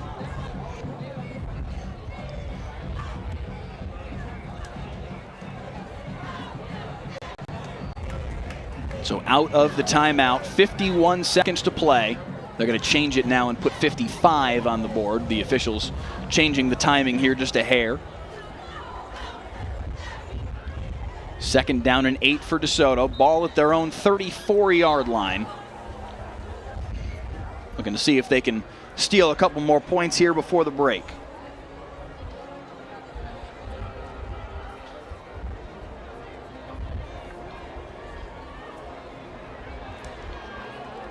Bailey flush near side.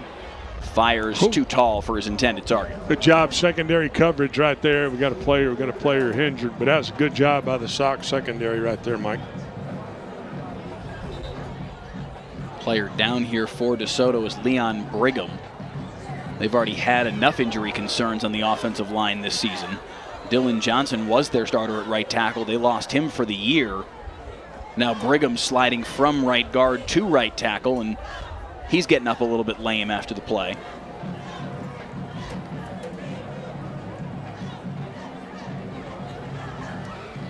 .48 seconds to play now in the half. It'll be 3rd down and 8 out of this injury timeout.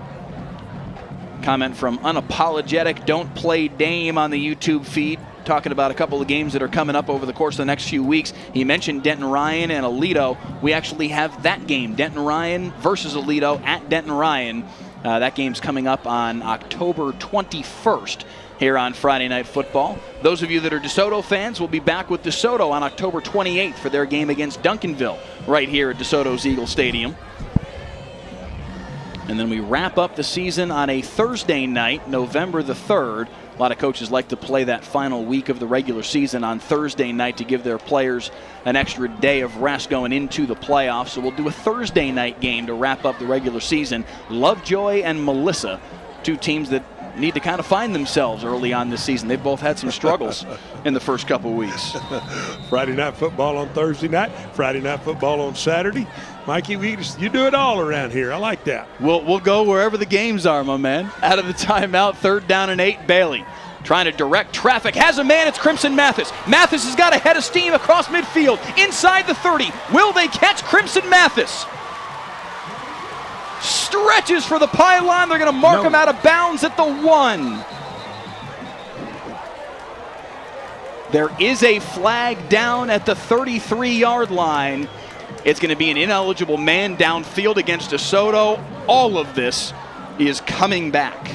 You got all that excitement, Mike, for nothing. You got that Coke rush for nothing, for crying out loud. I mean, what a play, though. I mean, the quarterback scrambling out, throws back across his body, hits the guy. They're in man coverage, turns it into a track meet. They run to the far pylon. But you know what? Anytime a play gets extended like that, that could always happen, Mike, where you've got a guy down the field, and that's exactly what we saw there.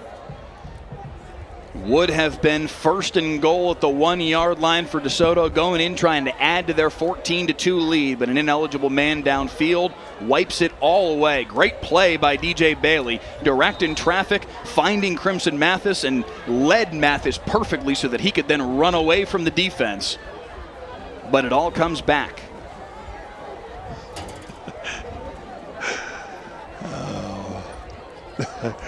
We get all excited and all wound up, and then we have to give it a here it comes back. This game will make you crazy, Mike. Glenn Stretch Smith, ladies and gentlemen. It'll make you crazy, brother, I promise you. Another stoppage here. This time it's going to be a timeout called by South Oak Cliff. Their first timeout. And you know what? They need to rest right there. You got to rest your defense. Hey, you know Smart. what? We don't. That's right. It's exactly what I was going to say. They're not going to get the football back. They're saying, hey, we got to get our guys a little rest. 33 seconds to play in the half. Let's go in and talk about what we need to do offensively, but let's don't give away any points right here. Let's use our timeouts, give our guys a breather, get the water out here. Really smart right there. It will be a 3rd down and 13 for Desoto out of the timeout. If you're late in joining us, Desoto opened the scoring on a 98-yard pick 6 from Cayman Mathis. South Oak Cliff drove down the field. The offense looked good on that opening possession, which if you've watched the rest of the game since then, that might have you scratching your head because their offense has been less than special since then. But that opening drive, they looked sharp. Right up until that 4th down play where they threw it on the near side rather. Cayman Mathis waiting for that football. Took it 98 yards to the house, and it was 7-0 Desoto, not quite 3 minutes in. Desoto also had a short drive where they capped it off with a DeAndre Ryden 1-yard touchdown run to take a 14-zip lead. The 2 points on the board for South Oak Cliff, a punt snap over the head of the Desoto punter through the end zone for a safety. And that's how we stand at 14-2 here late in this second quarter. 4 wide receivers set for Desoto out of the timeout. 3 of them to the near side. Pressure immediately on DJ Bailey, trying to find somewhere to go with the football. Heaving downfield for Jonte Cook. Can't quite get his hands underneath it. Did you see, Mike, is that Muhammad? No, that's not. That's not Muhammad. That's number 3. Did you see him turn and run and go chase that deep ball? That is a heck of a play by that young man. We have another flag on the play. This is going to go against South Oak Cliff. It's going to give DeSoto an automatic 1st down on a 3rd and 12. That is a brutal penalty. 24 seconds to play. And it's going to bring the ball all the way out to the 44-yard line. Still got 3 timeouts. Hey, they feel good about their field goal kicker. They do feel like Angel Diaz has got range out to about 45 to 50 yards. And in this scenario, late in the half, with not much potential negative to be concerned with, you wonder if they might even try from farther away. 24 seconds to work with. They do still have a pair of timeouts left. Bailey looking deep left side, too tall.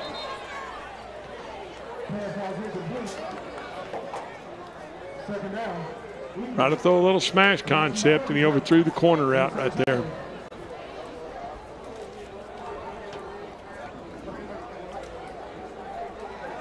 "19 seconds to work with here for Bailey.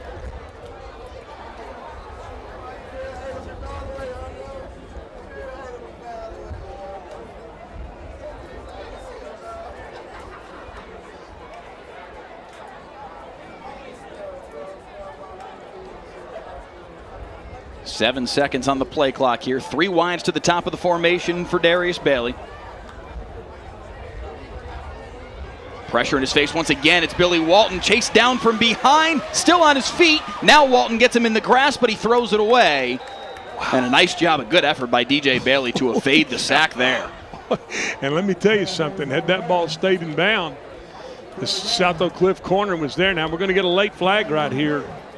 Well, they are going to call this grounding. They're going to call it grounding, and it was grounding. Ball did not get back to the line of scrimmage. No wide receiver in the vicinity. That's going to come back with a loss of down as well, Mike. Yes, it will, which is going to set up 3rd down in about a country mile. I wanted to see you put that math to work real quick right there. Let me see what I got for you. Ball's at the 24-yard line. They've got to get to the opposite side 46. Was it going to be 3rd and 30? Mike's wardrobe today is provided by. I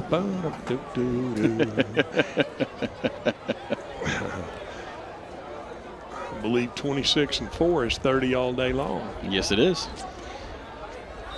9 seconds to play. Boy, Mike, I mean, you know what? Right here, if you're Coach Mathis, don't you just run the ball and go in at the half? Happy with a 12-point lead? You would think, especially with the athletes that are available on the other side of the field, if they get the ball in their hand, you might have trouble with 5 offensive linemen trying to chase him down and make a tackle. But they are going to put the ball in the air near side in the direction of Jonte Cook, but incomplete, and now it's 4th down. 5 seconds left. And that's what I'm saying. Now you have to punt the football, because otherwise. Yeah, so otherwise, that's why I thought they might run it and make them use the timeout there. So otherwise, right here now, you got to punt the ball back to Sock with 5 seconds to play. And with them having problems with the snapper, they've already snapped it over his head. I tell you, if I'm South Oak Cliff, I'm going to come out. I'm saying, hey, let's go after this punt. Every reason to go after it here if you're South Oak Cliff.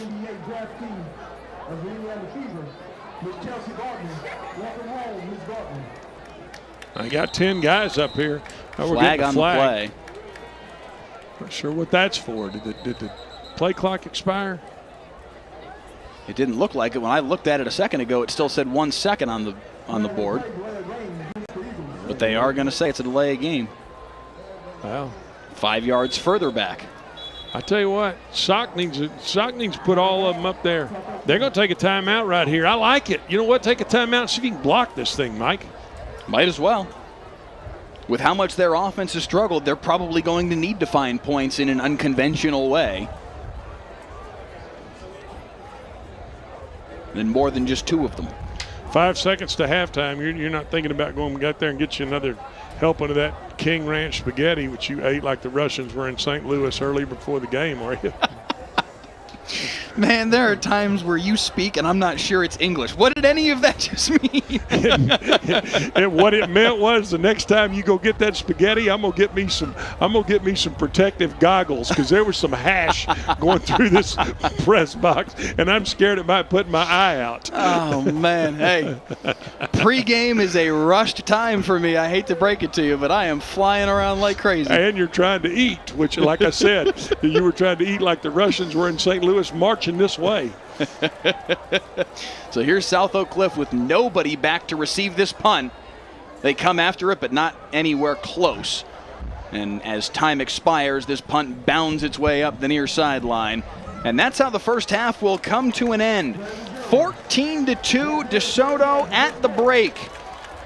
An odd football game to this point, herky-jerky on both sides in a lot of ways. Sox offense unable to get really anything going through the first 24 minutes of the football game. They'll try and get something going in the second half and see if they can come back on the 15th ranked DeSoto Eagles. Halftime when we return on Friday Night Football. As we welcome you back to Eagle Stadium in DeSoto, 14-2, our halftime score. Cayman Mathis and DeAndre Ryden, the two men to find the end zone so far this evening. Other than that, Glenn Stretch Smith, a relatively evenly played first half. As we take a look at our first half stats here, almost dead even in yards, passing yards, rushing yards. Both teams not really able to get a ton going offensively in this first half. But that one turnover from South Oak Cliff that led to 7 points for DeSoto, a big part of the difference in this football game. The other difference is you better put that punter up there for South Oak Cliff, because I'm going to tell you something. He was one of their best offensive weapons in that first half. Mike, I'm sure after that long halftime, two good performances by both of these bands and drill teams, you got to figure South Oak Cliff went in and talked about, hey, what are we going to do offensively? And I'm sure that DeSoto said, hey, what are we going to do offensively? Because right now, with a 12-point lead, we're in control of this football game. It will be DeSoto football to start this second half as well. Sock opened this game with the football.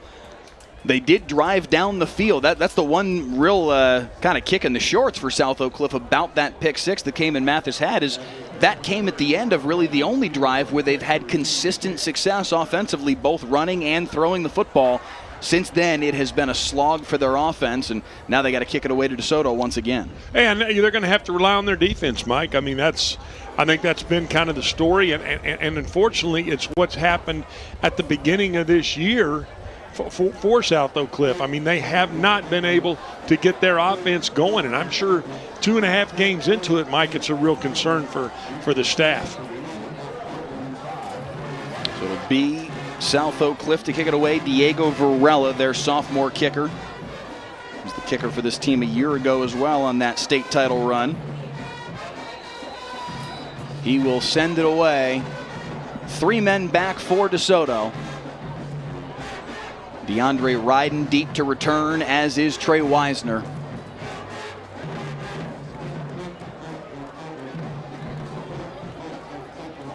And on the far side, that appears to be Blake Eccles, the third man deep for the Eagles. And it will be Eccles to take it from his own 9-yard line. Meandering his way to the near sideline, finding a crease, and he's across the 25, steps out of bounds at the 30. We're probably going to get 15 yards there. I'm surprised it didn't get a flag, as we thought the same thing. Boy, he reached for it right there and said, maybe not. I really thought that was going to put that ball all the way out at midfield. But a nice return right there. It was a well-designed return. Come all the way back across the field. Woo, that was all the way out of the white. I kind of like when they let them play, Mike. But boy, at some point you got to kind of rein that in. And I think at the same time you also evaluate intent. I think he was committed to making that tackle when he was still in the field of play and wasn't trying to be malicious, and I think that's probably part of why they let that slide. 1st and 10, near side, they throw it for Cedric Harden. Makes the first man miss, spins his way out of another tackle. That's a young man who played quarterback at Cedar Hill a year ago, transferred here to DeSoto for his senior year, and they really like his potential on the outside. And you can see why. I mean, right there, he's got great feet, makes the first guy miss, and picks up a good 5 yards on first down. Shout out to Michael Hall in the comments on YouTube, a loyal viewer of Friday Night Football. It was a nice carry here from DeAndre Ryden, losing his helmet, but picking up the first down here for DeSoto. With 8-yard gain right there, gets the ball almost out to midfield.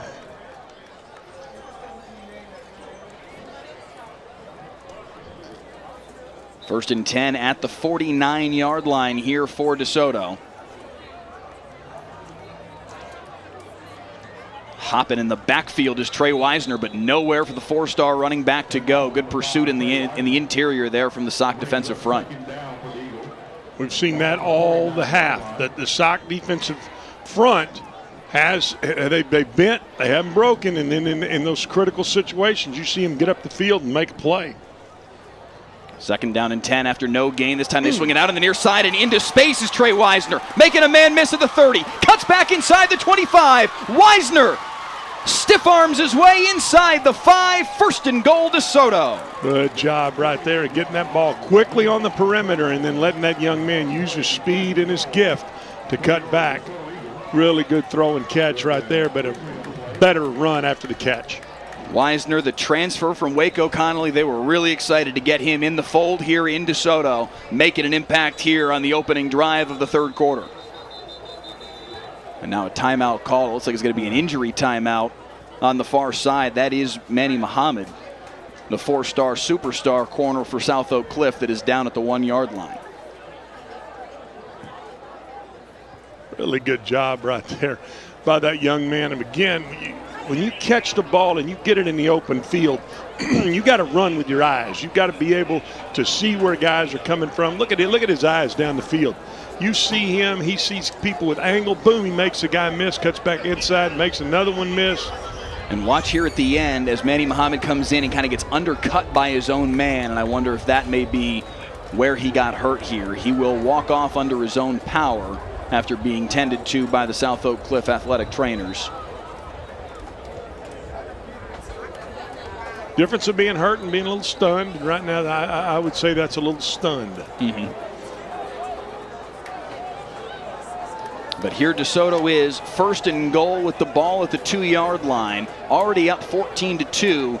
And this is a South Oak Cliff football team that so far through now 10-plus quarters worth of football has scored 1 touchdown all season. Like a Danny Green touchdown run, and that is it. They cannot afford to go down 21-2 here. Quick throw far side, looking for Jonte Cook one-on-one. That's a hold on Abdul Muhammad.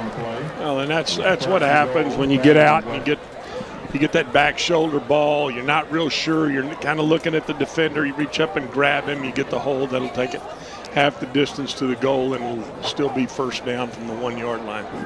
Muhammad tried real hard to, after he grabbed onto the arm of Jonte Cook, throw his hands up in the air like, no, I didn't. But it was a pretty clear call there for Mike Ritchie and his crew.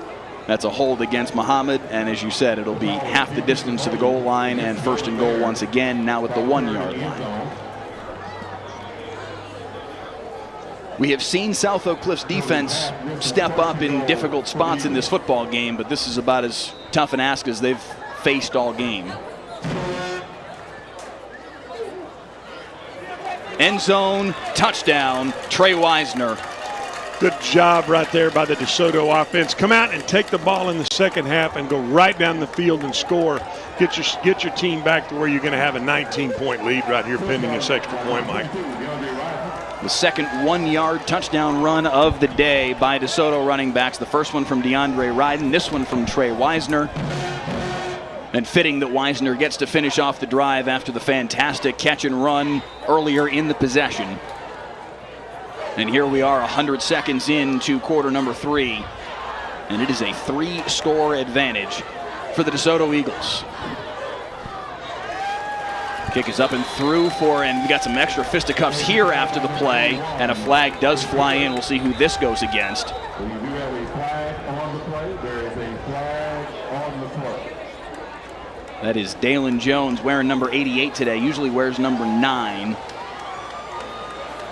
A jersey switch today for Jalen Jones, and nearly had his jersey taken off there in the extracurriculars after the play. The PAT was good, by the way, 21-2. Now the score. This is a situation where South Oak Cliff, Mike, has got to do something, or this game could get out. This game could get out of control right here. Mm-hmm. You get guys kind of start getting a little dinged. You know, I didn't hear that. They just ejected somebody. They did just eject. I believe it is Dalen Jones, who you see right there talking with Claude Mathis and with one of our officials to try and get clarification on what necessitated the ejection. But the penalty will go against DeSoto, and that will get assessed here on the kickoff. So DeSoto will be kicking off from deep in their own territory, and disappointment there for Dalen Jones, because that certainly wasn't how he wanted that PAT to come to an end.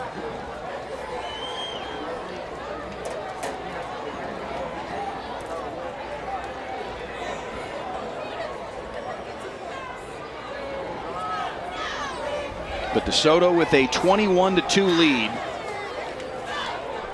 And we've talked about this a little bit throughout the first half. Some of the comments that we've seen from the South Oak Cliff fans clamoring for a change at quarterback. It makes you wonder in this scenario, down 21-2. If you're Jason Todd, do you consider that? Well, I mean, I think you got to. Interesting here. That are they going to mark off the penalty? They are just now going to finally mark it off. Okay. So to go back from the 40 to the 25-yard line. Mm-hmm. You know, this is a situation where, Mike, you got to find your offense, and you got to. You know, I've coached the quarterbacks. I know how it is. You don't want to knock a quarterback's confidence. Yeah. And you walk a fine line with saying, okay, do we want to go with someone else? Does someone else give us a spark? Does someone else give us a better chance to win? And right now, I mean, I would say that the South Oak Cliff coaches, you know, we'll see who they decide to go with in this second half. But they feel like their best chance to win is to put whoever they need to put in the game. And I think that's what you're going to see here. So Desoto to kick it off from their own 25-yard line after the penalty. It'll be Randy Reese to take it from his own 15. He's been good in special teams for him before. He's got a chance to be good for him on special teams right here. High stepping his way across midfield, and good field position here for the South Oak Cliff Golden Bears. Randy Reese had the kickoff return for a touchdown on the very first play of the football game last year in the state semifinals.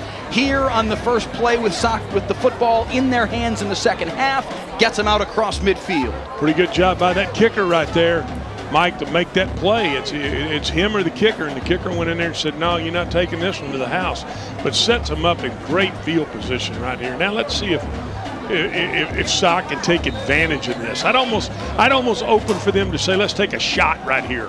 Let's see if we can take a shot and get right back in this football game. It is Trey Walton in at quarterback for South Oak Cliff. He's got 4 wide receivers on 1st and 10 from the 44. Ball on the deck. That's Desoto football, scooped up and running with it.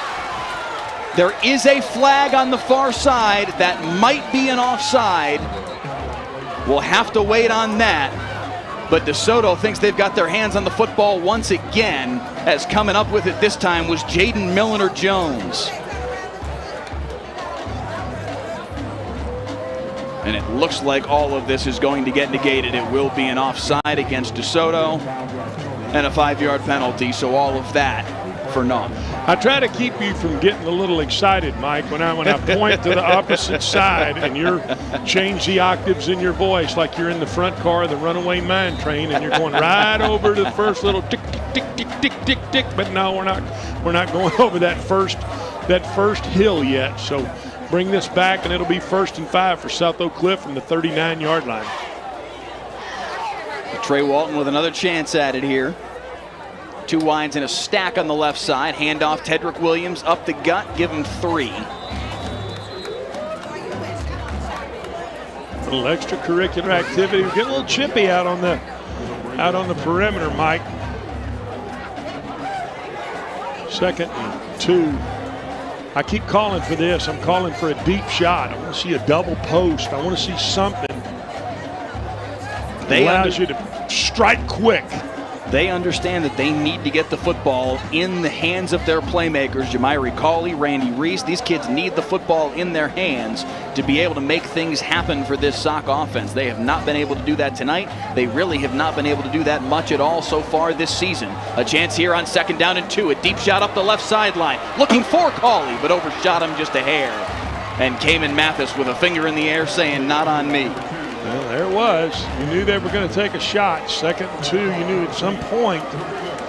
Guess what? Mathis knew it too. He's running stride for stride with him. Good job in coverage. Sets up a 3rd and 2 for the South Oak Cliff offense, and they need to convert. This is going to be a 2-down situation. No question, Mike, in this football game. If they can't pick this up on 3rd down, they're going to turn around and go for it on 4th. Not much choice. Down 21-2 here early on in the 3rd quarter. Walton with a man in motion. It's Reese. Handoff Williams. Picks his way off the left guard and will be right at the sticks. Looks like that'll be enough to move. And they are moving. Run that little zip motion to try to get that defensive end to widen in case you hand the ball on a jet sweep. Then you hand it off inside for a 2-yard gain. Again, our thanks to all of you joining us on the WFAA YouTube channel and on the brand new WFAA Plus app. You can download it via Roku and Amazon Fire TV. 1st and 10, handoff up the middle for Danny Green. The change of pace back with Tedrick Williams. He picks up 4. Again, you see them run that short motion, trying to get that defensive end to widen in case they do run that little jet sweep. They feel like they found them something there. Let's see how this Sock offense goes about operating, trying to get this ball inside the red zone. Keyshawn Jackson there for the tackle. 2nd down and 6. 3 wides near side. Quick throw to Randy Reese. Has to make a man miss. Makes the first miss. Trying to get out the back door. Gets out across the 30-yard line. Give him maybe 4 on the play.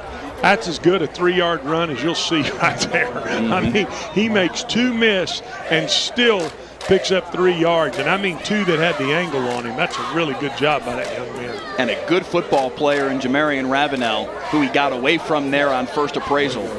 Ravenel, they call him Honey Badger, and there's reason. There's carryover between his game and Tyrann Mathieu. Not saying that he is Tyrann Mathieu, but there are similarities in the way that they play the game. Ravenel's a really good football player.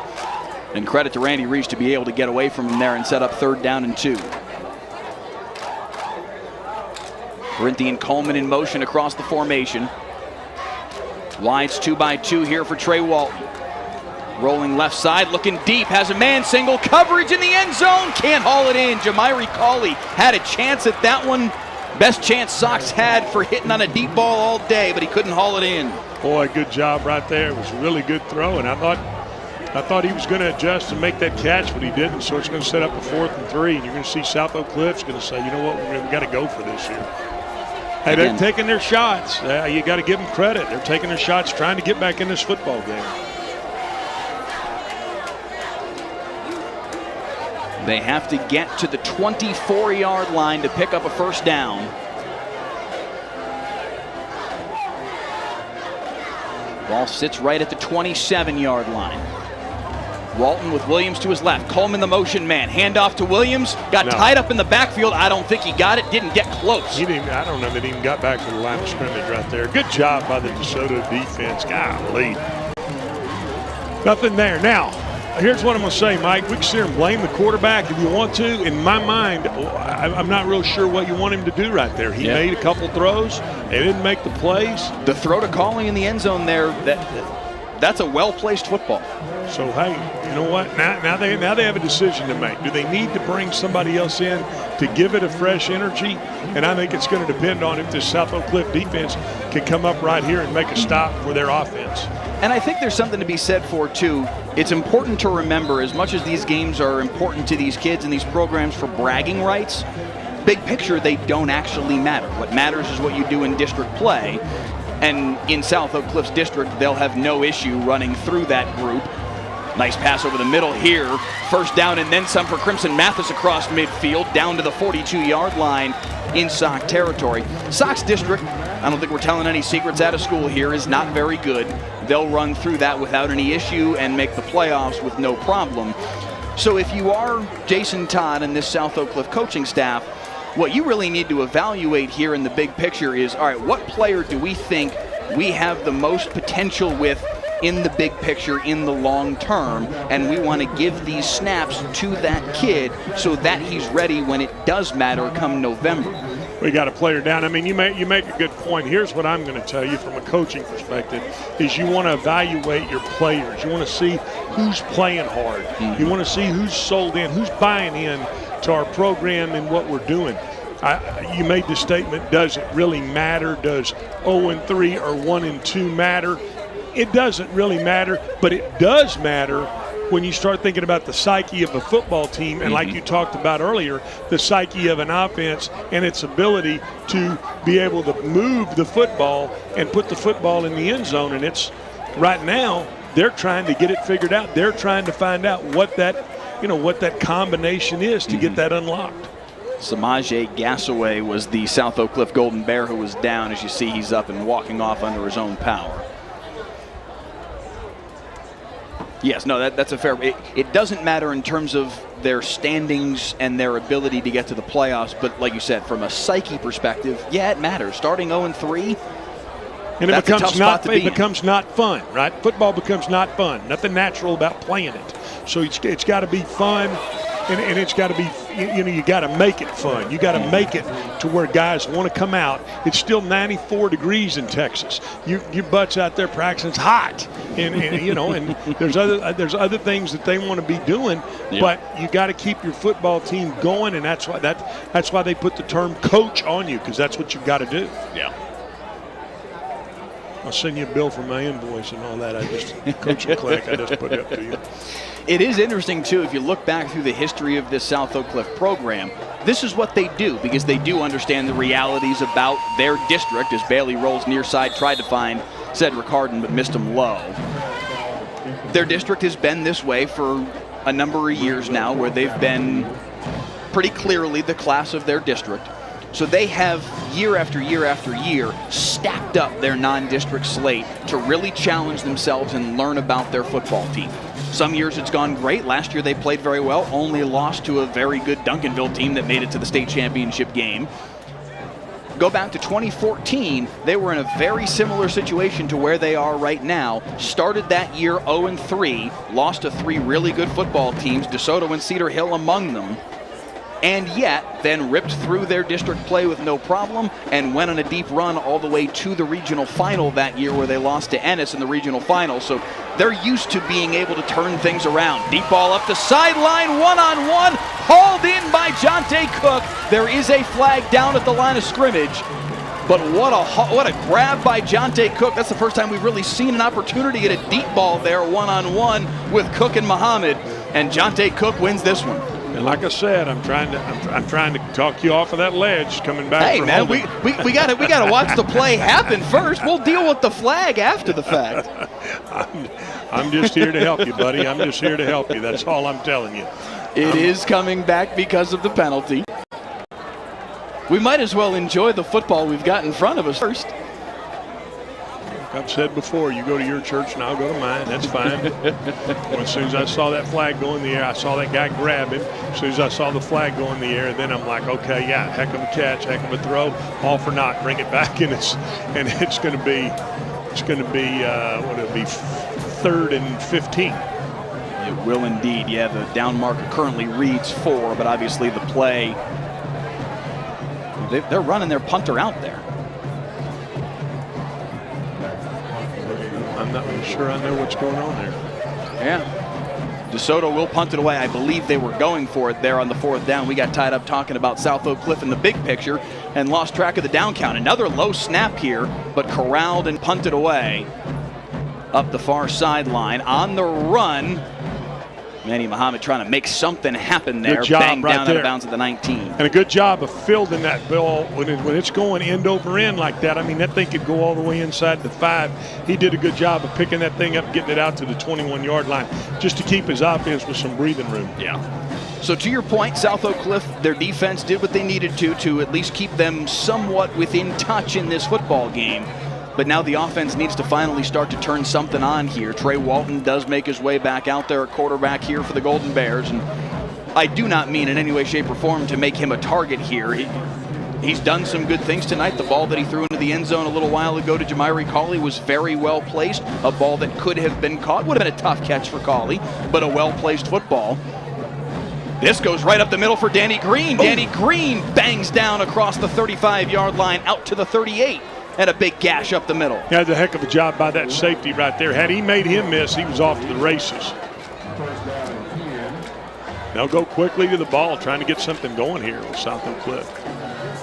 Handoff again for Danny Green, pushing the pile, leg drive out across the 40-yard line. Give him 6 on the play to the 44.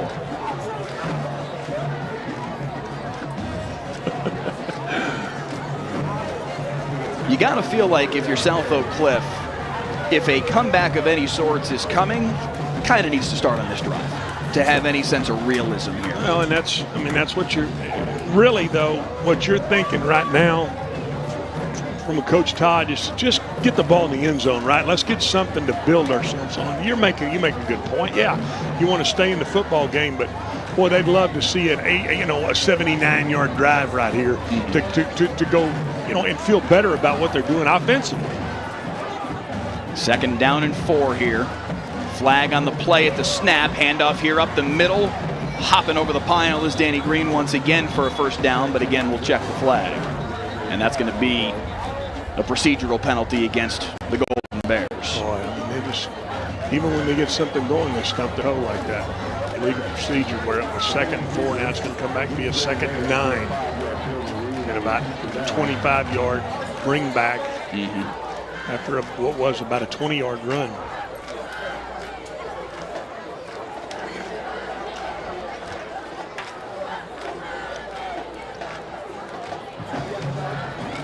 Ball comes back to the 39-yard line. 4:48 moving here, third quarter. South Oak Cliffs 2 points on a safety on a punt snap over the head of the Desoto punter in the second quarter. The offense drove the ball well on the very first possession of the football game, but as they got down in the red zone, the pick six going the other way. Nice throw here. Well done by Randy Reese to make that catch and pick up the first down. Really and they're good into DeSoto territory. Really good throw and catch on that slant right there. They run a little RPO. He keeps it and then sticks it inside on the slant. We got a hurt sock player, but that was a really good throw and catch. That is Randy Reese, who's down for South Oak Cliff. Meanwhile, also coming off the field for DeSoto is Jamarian Ravenel.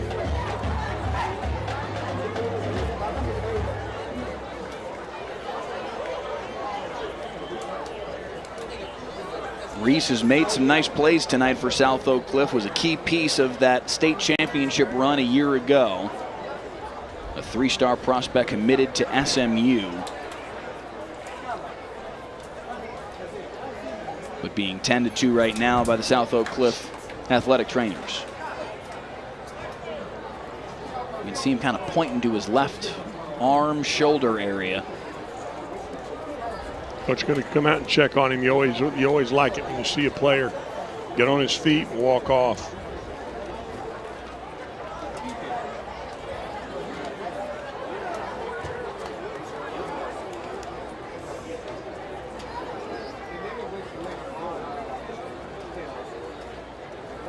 Looking ahead for these two football teams, DeSoto opens up their district play next week at Skyline.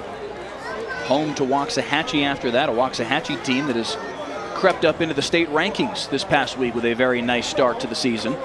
As you see Reese walk off under his own power, but certainly favoring that left shoulder pretty significantly. Waxahachie, you give him a little hometown flair there now that that's where you live. Hey man, they're we give the hometown boys a little love. They've started the season very, very well. 1st and 10 as Reese made his way off. Handoff up the middle once again for Danny Green, who's running hard on this possession. Inside the 35, a pickup of 9 on the first play of the set. Nice run right there. Saucus is trying to impose their will a little bit, saying, you know what, we're going to run this football. We're down 19, but we're going to stay with what we do. We're going to run this football inside of 4 minutes to go here in the third quarter. But they're looking for a drive, Mike. They're looking for something to build on right now, and that's what you're seeing this offense do. Say, hey, we're better than this, and we need to go down here, take this ball, and go try to score. 2nd down and a yard. They will go to the air here. Walton on the pump and go wide open up the sideline. Striding into the end zone for the touchdown for South Oak Cliff is Joshua Manley. And the Golden Bears are on the board, finally finding the end zone. Looked like he ran a little slant and go right there, a little two pump. And the corner bit on it. He was able to take it and make the throw. And Saucus right back in this football game. I wonder if they go for 2 here, Mike, to kind of cut this to a 11-point game. I guess they'll go ahead and kick it and make it a 12-point game. They will kick it, I beg your pardon, 15, not 16. Davion Ennis on the receiving end for the touchdown.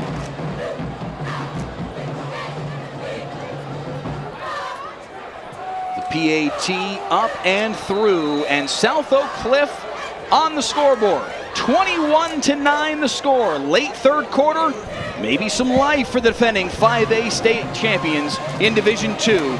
Down 12 late in the third.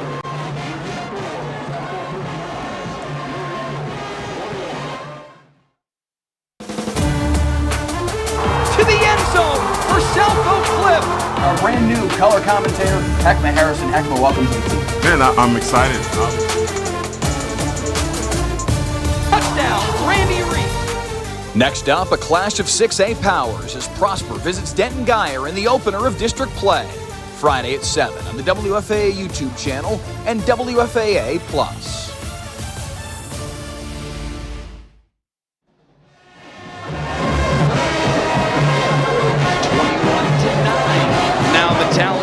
Late third quarter in a special Saturday edition of Friday Night Football. South Oak Cliff finally finding the end zone tonight. Their second touchdown of the season. Danny Green had a touchdown run in that 23-10 loss to Duncanville to open the year. Just 3 points last week against Lancaster, and until that touchdown pass from Trey Walton to Davion Ennis, just 2 points today on the safety. But they're on the board, and like we said, that was the drive where you kind of got to score here if you're going to have a chance to come back. They've kept themselves in touch, alive in this football game. And you're going to see, I think you're going to see this, now you're going to see this South Oak Cliff defense come out, pin their ears back, and say, you know what, we're going to get the ball back for the guys who just went down and scored.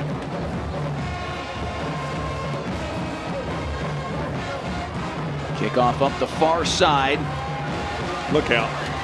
Look out. Space across the 30. And out of bounds at the, where will they mark him? The 38-yard line. A nice return. 15 more on top of that, pushing him out of bounds. Dalen Singleton, a young man that they were excited to get back on the football field this week. Just a sophomore and a really talented kid. Good job on that return. Good job on the special teams by Desoto right there. They're going to mark this off. Did he step out back here at the 38, Mike? Where they initially marked it was at the 38, yeah, so that's going to bring the football into South Oak Cliff territory to start the drive for Desoto. Wow. Finally you get right some there. Yeah, finally you get some momentum if you're South Oak Cliff and then give it right back. Yeah. So Dalen Singleton, the sophomore, 4-star prospect. In talking with Claude Mathis, their head coach, earlier this week, and think about what a mouthful this coming sentence is. He said he's the next great wide receiver from DeSoto High School. We see what Jonte Cook looks like right now as a senior. Dalen Singleton's on his way. Lowering his shoulder there and picking up a chunk is another sophomore, DeAndre Ryden. Well, he finished that run now. He decided, you know what, I'm either going to be the hammer or the nail right here. I'm going to choose to be the hammer. A heck of a 5-yard run, 6-yard run. And a really good finish. What you want to do, you want to see a running back go finish. I remember 2 years ago, leading into a DeSoto South Oak Cliff, a DeSoto Cedar Hill game that we carried on our air, as Bailey's going to keep this one himself. Nobody knew he had the football there for a minute inside the 25.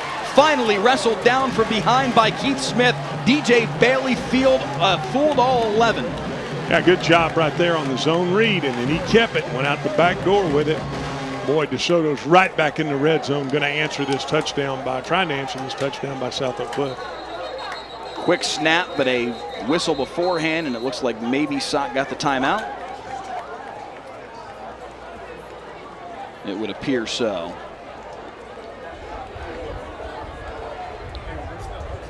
And it is a timeout called by South Oak Cliff, their first timeout of this second half.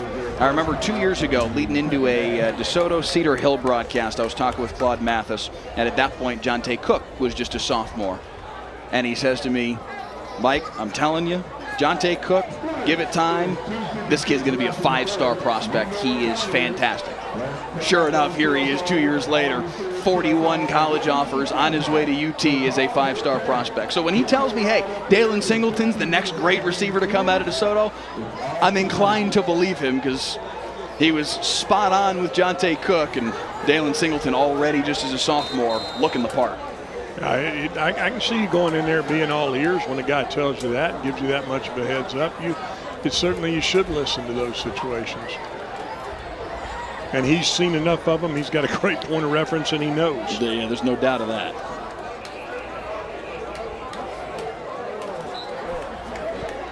And because of players like Dalen Singleton and Jonte Cook. This might be the best DeSoto team that Mathis has had since he's been back here at DeSoto. A little bit of a broken play here as DJ Bailey spun and looked for a man to hand it off to, and there was nobody home. Billy Walton chases him out of bounds. A little full 60, a little full 360 James Brown turnaround in the backfield out there. There's nobody to give it to. So let me get out of bounds right here with a 4-yard loss.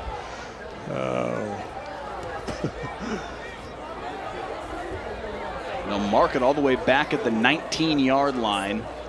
So it looks like officially a loss of 6, 2nd and 16. Quick toss here for Singleton. Try to find space. Dalen Singleton to the edge. Dalen Singleton to the end zone. Welcome, sophomore, to the big time. Touchdown, DeSoto. Good job right there getting that ball on the perimeter. They got him in a little jet sweep look. And then you got him in man coverage. They got sock and man coverage, and they were able to get him out there in the open field. He took it to the end zone. Nice call, nice run, nice finish by this DeSoto football team. Right back at you comes DeSoto after South Oak Cliff had finally found the end zone. Not yet a minute later. DeSoto hangs 6 more on. The Angel Diaz extra point is good. And it's 28-9 DeSoto. One more look at the sophomore Dalen Singleton getting to the edge and finding pay dirt. DeSoto in control, late third.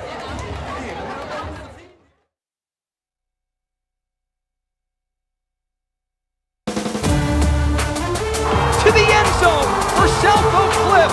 Our brand new color commentator, Heckma Harrison. Heckma, welcome to the team. Man, I'm excited. Touchdown, Randy Reese. Next up, a clash of 6A powers as Prosper visits Denton Guyer in the opener of district play. Friday at 7 on the WFAA YouTube channel and WFAA Plus.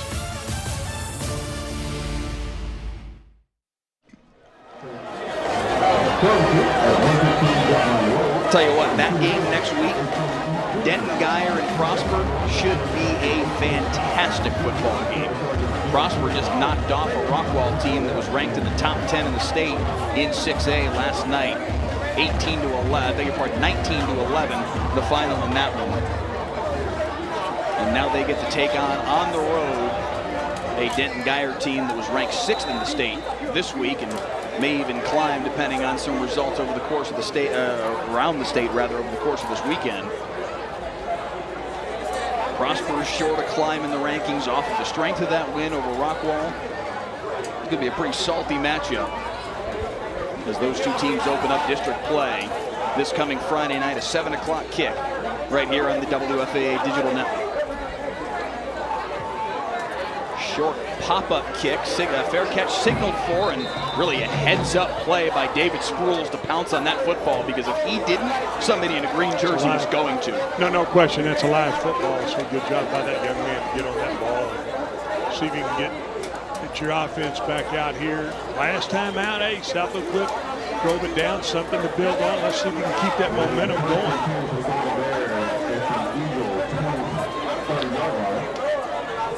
Right around 1,500 of you watching with us right now on the WFAA YouTube channel. We appreciate y'all being here with us. Please drop a comment in the chat feed. Let us know where you're tuning in from tonight.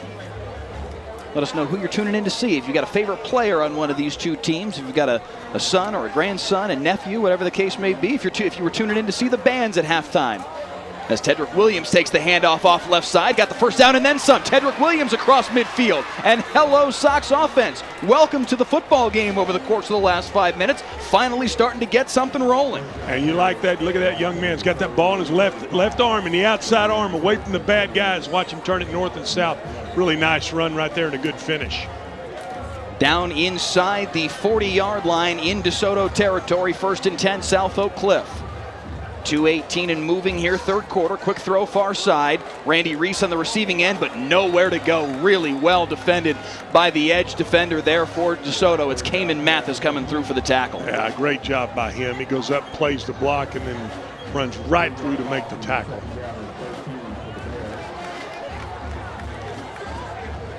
Tell you what, Cayman Mathis is a football player. That kid is impressive.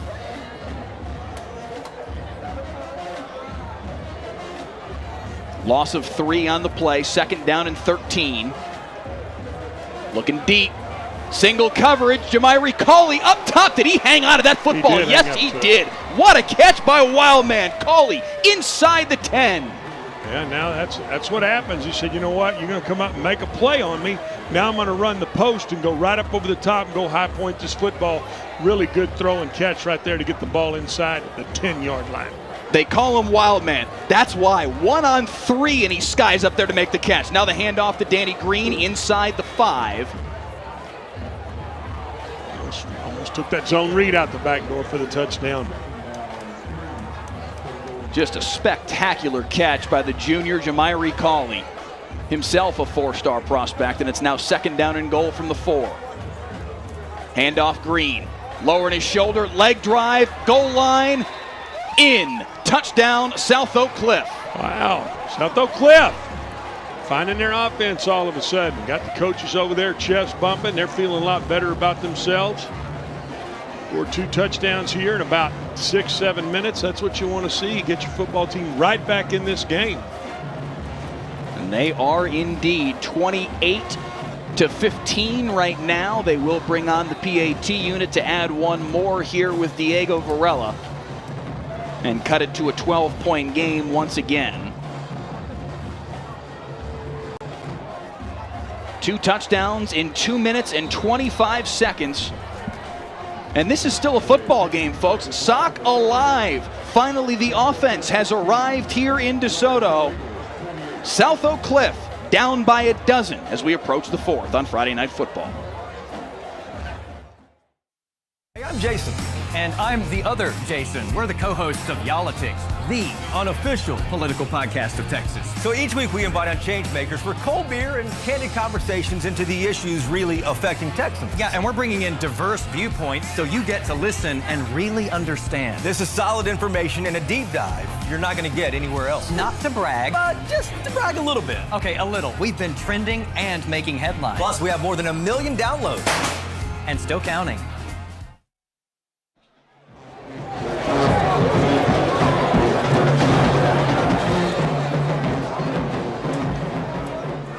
Back in DeSoto, 28-16. South Oak Cliff with 2 touchdowns in a 2-minute and 25-second span. And there's some life here for the Golden Bears all of a sudden. There's some life because of what they're doing offensively, making some big plays, taking some shots, throwing the ball up, let their playmakers go up and get it. They're going to keep the pressure on this DeSoto offense as if to say, hey, you know what? We're going to score with you now. Can they keep them from getting a big return and getting this ball all the way back out like they did last time, almost to midfield, Mike? We saw Dalen Singleton with a fantastic return plus the penalty.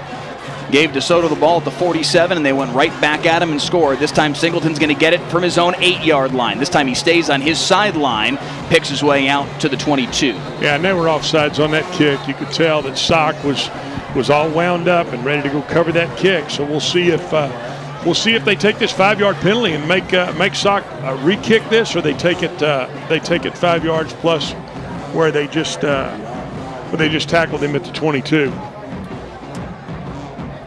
Certainly would appear they're just going to tack the 5 yards on to the end of the play. And they'll spot the ball at the 27-yard line. 1st and 10 for this DeSoto offense. 52 seconds to play here in the 3rd quarter.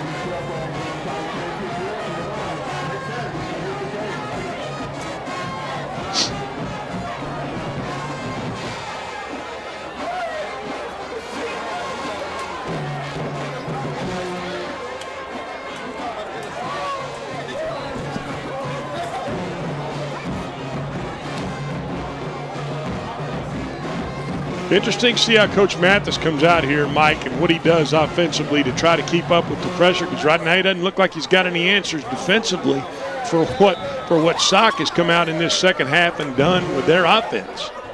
Handoff here to Ryden. If you're DeSoto, you do need to snap it one more time here in this 3rd period.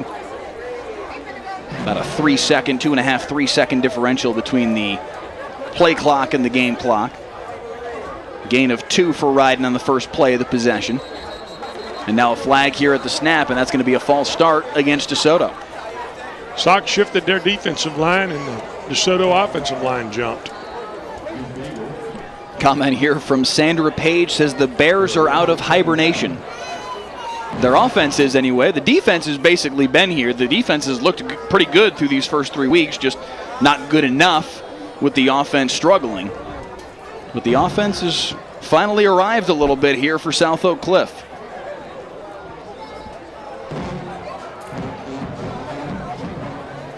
DeSoto doesn't need to snap it here before the end of the third, and they won't.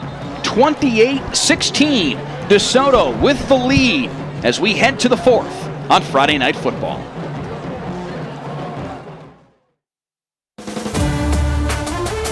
the end zone for South Oak Cliff. Our brand new color commentator, Heckma Harrison. Heckma, welcome to the team. Man, I'm excited. Touchdown, Randy Reed. Next up, a clash of 6A powers as Prosper visits Denton Geyer in the opener of district play. Friday at 7 on the WFAA YouTube channel and WFAA Plus.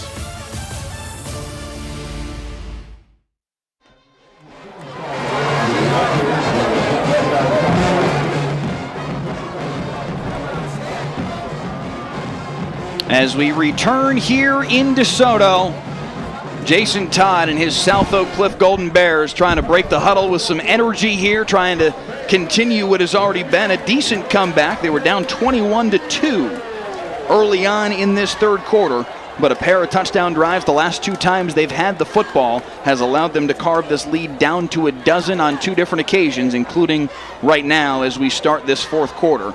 But they need another stop, Glenn Stretch Smith, in order to really start to carve back into this football game. And that's I'm sure that's what Coach Todd's talking about over there. He's saying, you know what, some way we got to get a stop right here. You saw them shift their defensive line right there to say, hey, let's see if I can get these guys in a 3rd and long situation and get my offense back to football. All of a sudden, he feels better about their offense and what they're doing offensively.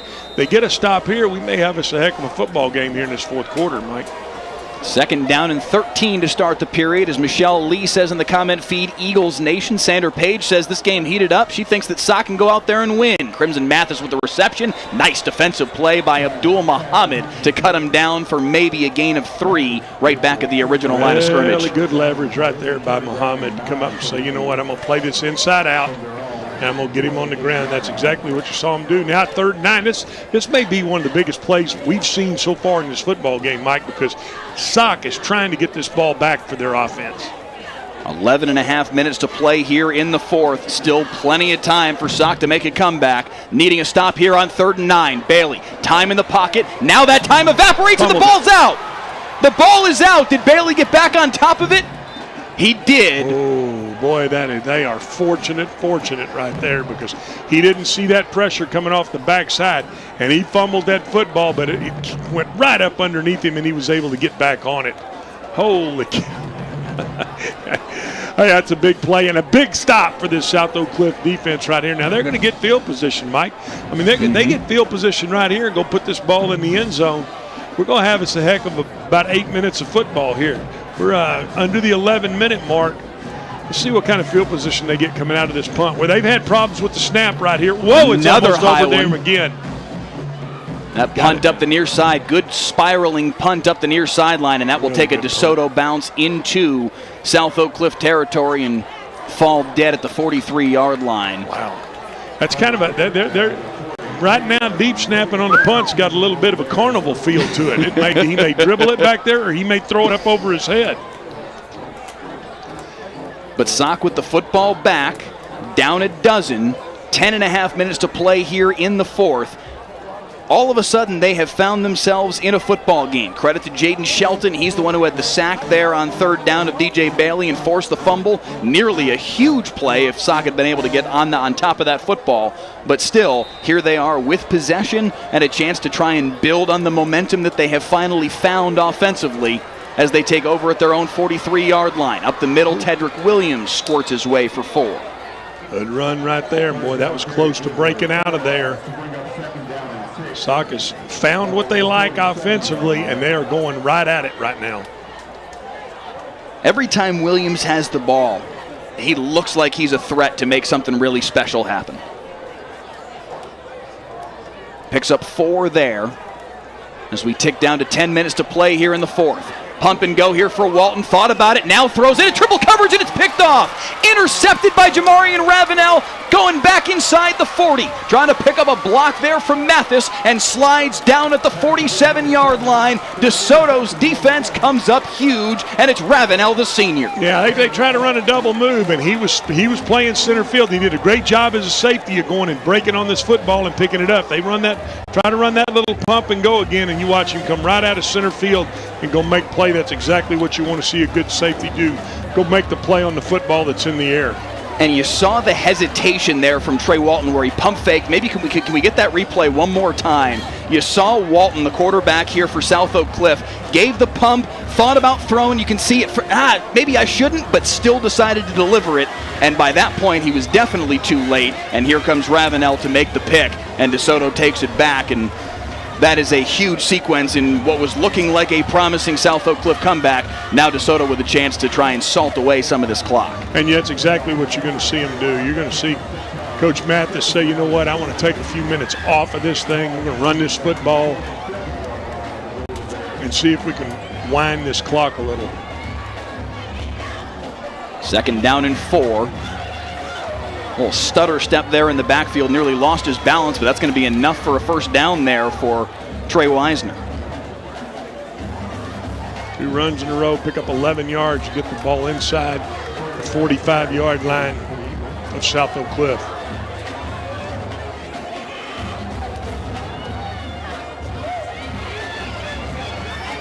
Now if you're DeSoto, you're not in any hurry to snap the football. Down to 16 on the play clock. Bailey with a pistol set, looking near side. Nice grab, skying up there to make the catch. Here's Jonte Cook.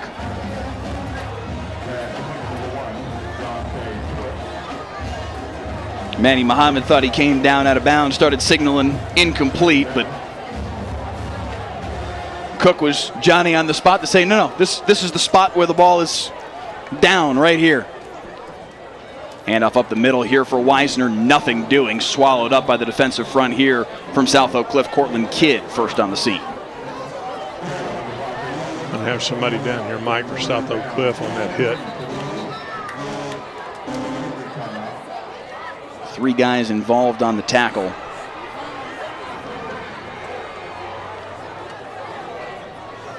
So 8:41 to play here in the fourth quarter.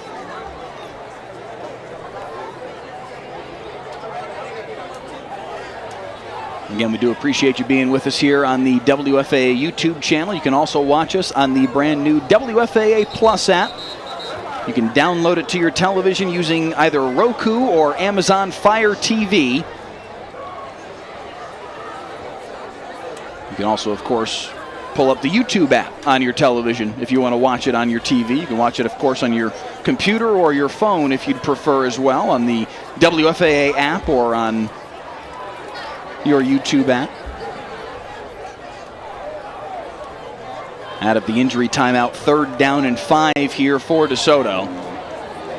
And another scenario where Sox defense absolutely needs to get a stop and get off the football field. That's why you see both outside corners playing press coverage.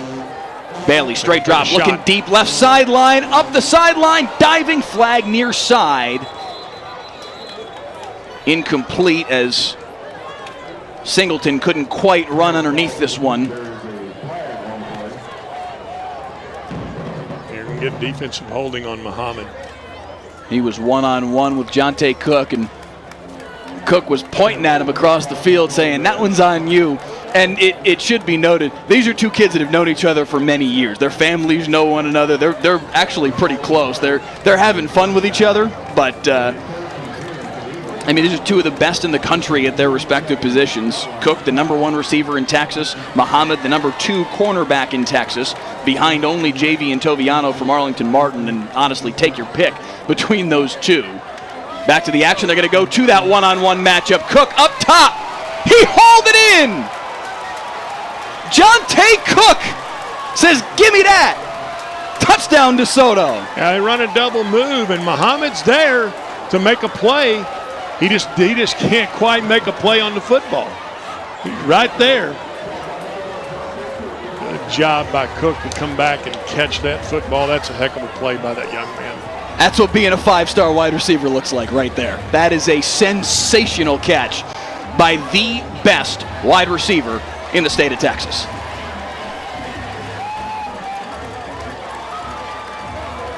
And it also might be the nail in Sock's coffin tonight, as he takes a tattered bear down the sideline and hurls it into the DeSoto student section.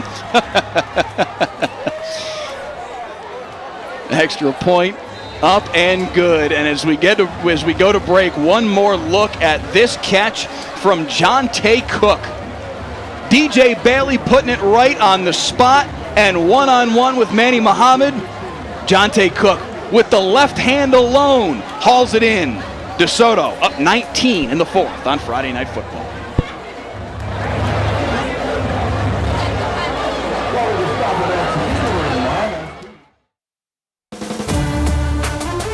To the end zone for South Oak Cliff. Our brand new color commentator, Heckma Harrison. Heckma, welcome to the team. Man, I'm excited. Touchdown, Randy Reed. Next up, a clash of 6A powers as Prosper visits Denton Guyer in the opener of district play. Friday at 7 on the WFAA YouTube channel and WFAA Plus.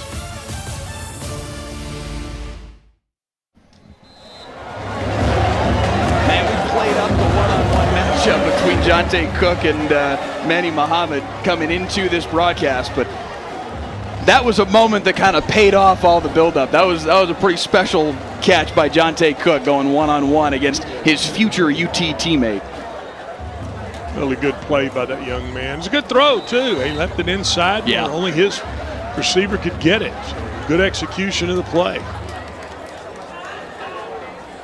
So DeSoto reestablishing their 19-point lead. All the work that Sock had done to come back in this football game a little bit and develop some momentum. As a fair catch called for and made at the 34-yard line, and now a flag's going to come in because he got hit after making the fair catch signal. So that's going to be a free 15 here for South Oak Cliff. They'll start at the 49 instead of the 34. But all that work that they had done anger Coach erased. Mathis, yes. You don't like to see that at all.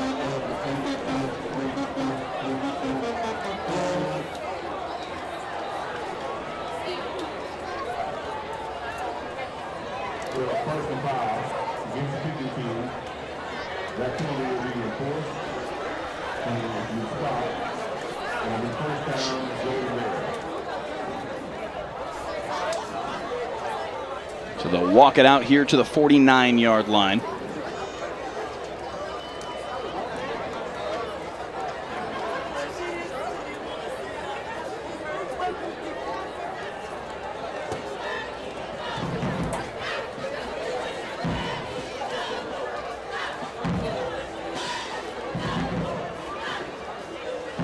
That 15-yard penalty takes it almost out to midfield. Boy, Sock's going to have to answer right here now quickly, Mike. They're running out of time being down. Like you said, 19 points. They're going to have to answer this very quickly. 49 and gave him another 5. Both penalties.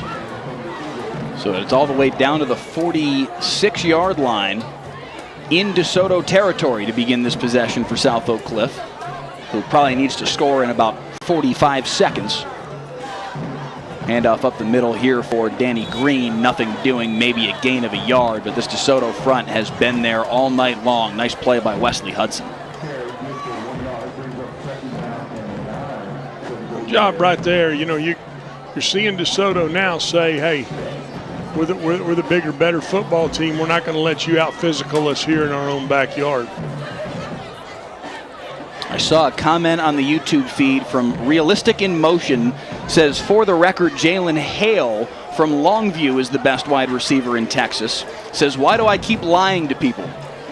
For whatever it's worth, you go to 247sports.com. Their recruiting ranking says Jonte Cook is the number 5 player in the state, regardless of position. Has Jalen Hale as the number 11 player in the state, regardless of position. According to that, Cook is. Yeah, according to that, Cook's the top wide receiver in Texas. Hey, whatever your flavor is. In fact, they have Jaquays Petaway from Langham Creek as the second best receiver, just behind Cook, just ahead of Jalen Hale. I mean, again, take your pick. They're all fantastic players, but Jonte Cook's pretty salty. 3rd down and 5 here. Quick throw, Walton far side. Has Tedrick Williams, and he's got some space down inside the 30-yard line and chased out of bounds there. Fresh first down for Sock. Good 11-yard gain, and he stops the clock getting out of bounds. That's what you want to see. You want to see him preserve a little time here, hustle, get back in the huddle, and see if you can get this ball in the end zone to cut this to a 2-score game. 6:51 to play here in the 4th. If nothing else, if you're South Oak Cliff and your head coach Jason Todd, you got to be encouraged by the fact that their offense finally seems to have unlocked a little bit. That's promising for them just going forward, big picture. And that's what you want to do. I'm sure, regardless of what happens in this game, offensively, you're going to go back and you're going to point to the second half of what happened in this football game. Meanwhile, we've talked a lot about the big picture for South Oak Cliff. Take a moment to look at the big picture for DeSoto. Nice win over a St. Augustine program out of New Orleans to open the season. This is the first time they've played a team from Texas, and they've looked pretty sharp tonight offensively and defensively as it's 2nd down and 7 here for South Oak Cliff. Walton looking deep, single coverage. That's going to draw a flag every single time. He was open, and he had to put his hand around his hip to grab him, so you're going to get a 15-yard penalty, and it's going to take this ball inside their red zone. So South Oak Cliff is right back down. They're not feeling sorry for themselves. They're going to continue to go press to see if they can make some plays offensively. I like that they took a shot right there. But all I was saying there about DeSoto, look at them big picture and how good they were over the summer in the 7-on-7 competition because of the skill position players that they have. Claude Mathis said it to me earlier this week. If we can get our offensive line healthy and get their offensive line to just be solid, which health is a big factor in that, but he said if we can get that unit rolling, he said good luck stopping us. They are really, really talented on the outside, and because of the makeup of the district this year with Duncanville and Waxahachie looking like playoff teams, DeSoto's probably going to end up 6A D2, and that is real dangerous for the state of Texas. Handoff here up the middle for Danny Green, gains nothing. Maybe a yard. It'll be 2nd and 9. But that Duncanville game on October the 28th that we will have here on Friday Night Football will be a really interesting football game because I think this is as close as DeSoto has been to Duncanville in the last several years. Duncanville's got them each of the last number of times that they've played. This year might be DeSoto's best shot in maybe going back to that 2016 state title team. Handoff here for Williams. Again, nothing doing. This DeSoto front, tell me a little, what are you seeing? What are they doing well that has allowed them to just kind of cut off everything that Sock is doing? Yeah, you see their inside guys, and their 2 inside guys are big and heavy, and they're going to stem and stunt and move around, which causes your offense and your front inside your center and your 2 guards to kind of have an issue, and that's what's giving them problems right now is they're having those. Anytime those guys start moving and stunting and stemming, hey, you get a big lead. So what if they rip off a big run? We're going to go to make that big play, and you're seeing that's what's happening up front with the 2 big guys. So now 3rd down and 8 after a couple of 1-yard runs. Down to 4:44 to play. Walton looking end zone, single coverage. Jamyri Cawley went up and got it again. Touchdown Sock. Jamyri Cawley. Throw him a jump ball and he'll go get it. And you make the right point. Good throw right there. Only his guy could get that football. He threw it up and said, you know what, go get it, and that's exactly what happened. We'll see here. Looks like they may try to go for 2 here. Let's see. That would pull them within 11 and make it a touchdown, 2-point conversion and a field goal. I suppose that's the logic here, to try and get within those 2 scores to not require 3 touchdowns to be able to come back here. Yeah, well, we're under, being under 440 at 437. They're gonna choose to. Here comes the kicker. He decided to say, hey, let's. They go ahead thought and about it. thing. Yeah.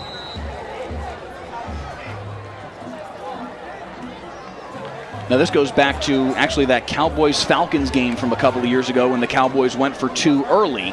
And the theory is that if you're going to fail on the two-point conversion, you want to know that you failed earlier so that you've got time to do something about it on the back end.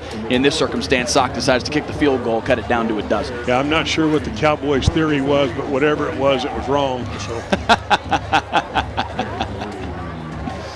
The analytics people would tell you that they were right, but... That's why they're analytics people, and they're in there working on math equations instead of coaching football. Listen, I will not ascribe myself to being an analytics person. I think I'm somewhere between the analytics folks and you, Stretch, on the other side of the aisle. I think I kind of straddle that fence a little bit. I can see the logic to if you're in this situation and you're South Oak Cliff and you decided to go for 2 there and you fail and now you're still down 13. Oh, and I can now too. you know with 4 minutes and 37 seconds left, hey, we still need 2 touchdowns. Yeah, Whereas, let's say for the sake of argument, they kick an onside kick, get a field goal, kick another onside kick, get a touchdown, and go for 2 with like 7 seconds left on the clock, and they fail. Now you've got no time to do anything. The point you made at the very beginning of what you were saying is there's 4.5 minutes left to go in this football game. It isn't the first quarter when you're out there rolling the dice saying, well, we know what we got to do the rest of the football game. I'm never going to buy into that. I'm with you. Not that early on in the football game. Right now, I think it would have been a decent call to go for 2 there. Will they kick it away here? It looks like they're going to. They will indeed.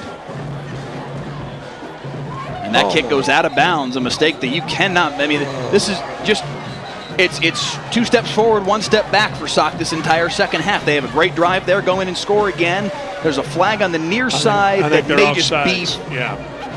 And there's one on the far side, too. I think they're offsides, wanting to go down and try to kick that thing deep and go try to cover it. Unfortunately, you got to stay onside. Also, these are all things that I'm sure that Coach Todd is going to look at and try to clean up with his football team. But right now, you got to feel better. If you're a South Oak Cliff fan, you got to feel better about what they've done offensively in this second half, Mike. Now they're going to get a dead ball personal foul against South Oak Cliff as well. So in this circumstance, 2 steps forward, 2 steps back. And right now, you can see Coach Todd's over there. He's a little aggravated at his football team, aggravated at his special teams. Something that you've got to get that cleaned up going into district play, and you know they'll do that. Both these coaches do a great job with their football teams. Yeah. Listen, that is the nature of. This is still early September football. There's going to be some herky-jerky nature to how you're playing. Now a penalty. Are they perhaps correcting the call here? Was this going to be a personal foul against Desoto all along? We're going to get another signal here from Mike Ritchie. So it was offside against South Oak Cliff. The dead ball personal foul was against Desoto. So all of that nets to 10 yards back for Desoto. At this point, I think they've lost track of where the football was supposed to be in the first place. And he's really thinking about coming up here and getting some of this extra chicken spaghetti they got up here after the game tonight. Right now, they're look to have a little bit of that Keystone Cop look about them down there, trying to figure out where to mark this football.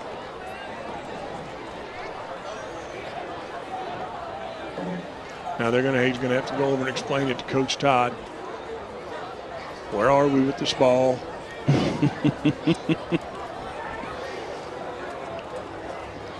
This has been a bit of an adventure. That's it. We need the Jeopardy music.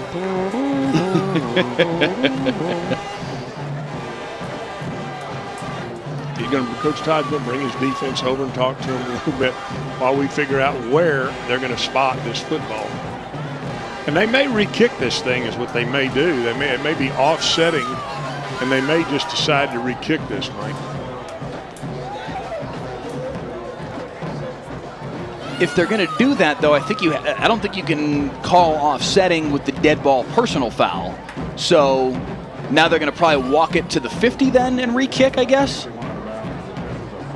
That would be my best guess at what's going to happen here. Well, now they're going to walk it to the 45. So now if you're South Oak Cliff, kick the onside kick. Why in the world wouldn't you? You got to get it 10 yards anyway. It'll be at the 35. Why not kick the onside kick here? I'm still trying to figure out what we're doing. Let's see. I'm assuming that they're going to go to kick this thing. But let's see.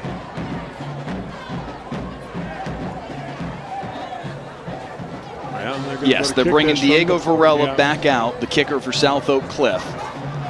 I'm a big proponent in this scenario, especially down 2 scores. Go kick.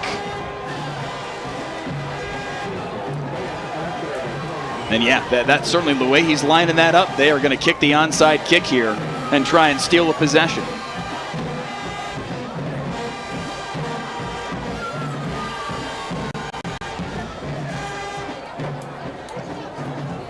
The other thing that I just realized, we were talking through all that math, they needed to go for 2 twice, plus the extra point. So they really should have gone for 2 there, because that was just to get it to 11 to be able to go for 2 the second time. Anyway, here comes the onside kick, and easily pounced on by DeSoto's Jaden Trawick.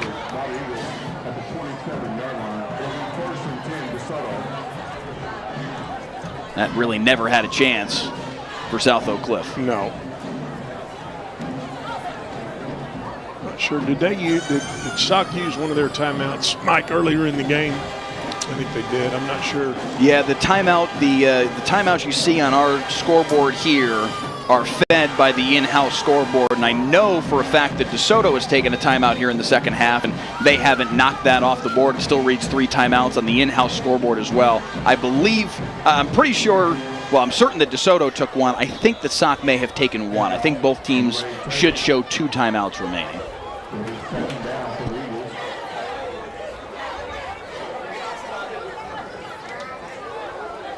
Got to run in there and try to strip this football out. Got to see if you can hold the back up. Maybe the first guy holds him up, second guy comes in, punches it out. Got to get this ball out, see if you can get it back to your offense quickly. Bailey's going to go to the air, up the near sideline here, looking for Cedric Harden, can't haul it in, and that's going to stop the clock. That's a gift here to South Oak Cliff to stop it at 4:04.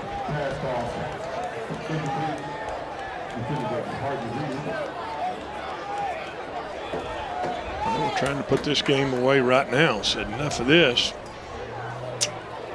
Ball thrown up incomplete. It's going to set up a 3rd and 11 now. We got 4 minutes to play here, so there is enough time if Sock can get this ball back to go score and make this a 1-score game. 3rd and 11. They've got to get to the 38-yard line to pick up the first down here. 3 wides to the top of the formation for Bailey. He'll hand it off, picking his way through. First down and then some. And here goes Trey Wisner. Beg your pardon, it's Jaden Trawick with it, 8, not 5, to the end zone. 73 yards for the touchdown, and Trawick with the nail in the coffin for DeSoto. Yeah, and that's what happens when you're gambling up there. You get one guy miss at the line of scrimmage. He breaks it into the secondary right there, and he's gone. 73 yards for the touchdown, Jaden Trawick. And DeSoto's going to move to 2-1 on the year.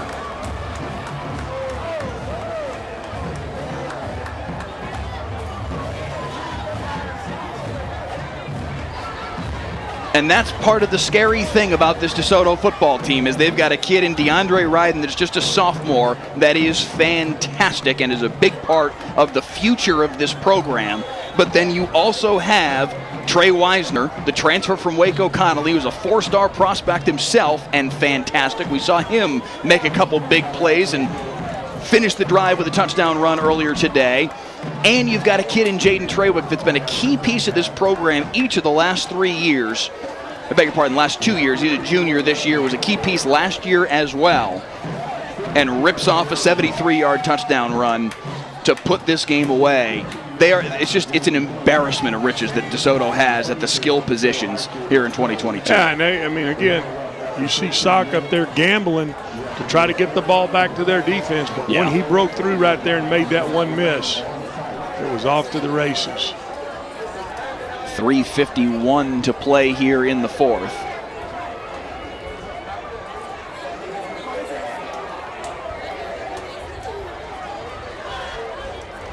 So South Oak Cliff, the defending 5A Division II state champions, but staring an 0-3 start in the face here. Again, losses to very good football teams that are all playing in classifications larger than theirs. Duncanville, a 6A program. DeSoto, of course, a 6A program in the same district as Duncanville. Lancaster, a 5A Division I program, so a half step above South Oak Cliff's 5A D2. So all of these programs, one, very, very talented, two, coming from larger classifications. So SOC challenging themselves profoundly here in the early portions of the season. But down now 42-23, and looking at an 0-3 start to 2022.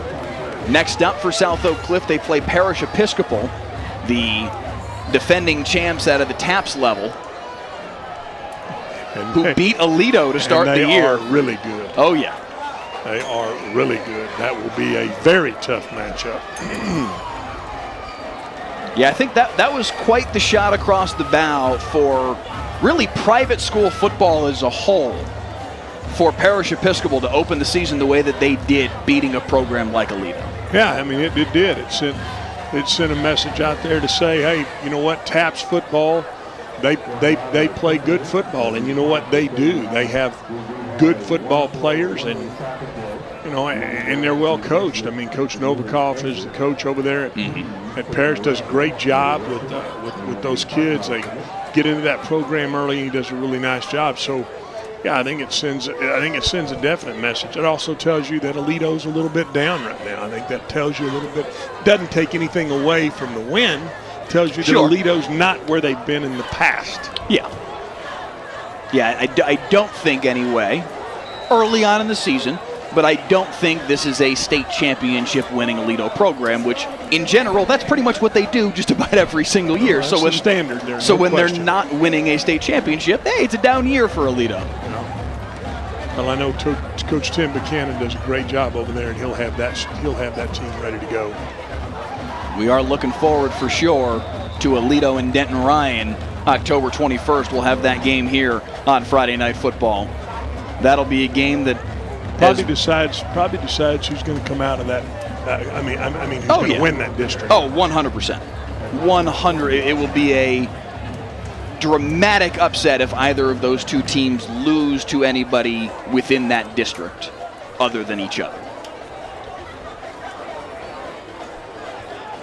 I believe Burleson Centennial's probably the third best team in that district. Maybe.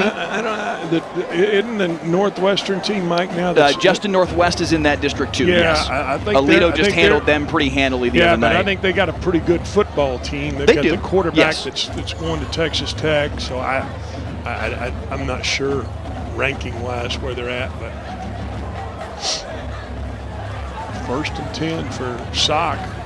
Their offense has been able to move the football. You know what? Regardless of the score, you got to go challenge your offense right here to go right back down the field and score. They run an inside zone read for a good 6-yard gain right there. And, hey, you know what? So that the clock's running, so what? Just make sure that you come out of this football game, South Oak Cliff, speaking of them, saying, hey, we feel better about what we did offensively in the second half. 2nd down and 4 here. Walton looking deep. Single coverage looking for Cauley once again. That's been effective for him. He nearly made a Lynn Swan type. It felt like that in the Super Bowl back in the 70s, the way that ball just hung in the air and he tried to go grab it, but not quite able to get underneath it. Would have been a remarkable catch if he was able to run under that. I like what SOC's doing offensively. He took the one-on-one matchup out there and giving his guy a chance, just like he did a while ago when he threw the touchdown. So bring it back for a 3rd and 5. Yeah, the way he's made plays tonight, if I'm Trey Walton, I'm saying, all right, I'm throwing the ball to 11 over and over and over and over again. This time swings it near side, big hit, but a 1st down in the hands of Randy Reese, who has taken some shots today, and he's down once again. A good shot right there. They fake it to him and then throw the swing out there to him, and somebody come inside out on him. Hopefully that young man will jump up and be all right. Just got crumpled by Ricky Evans.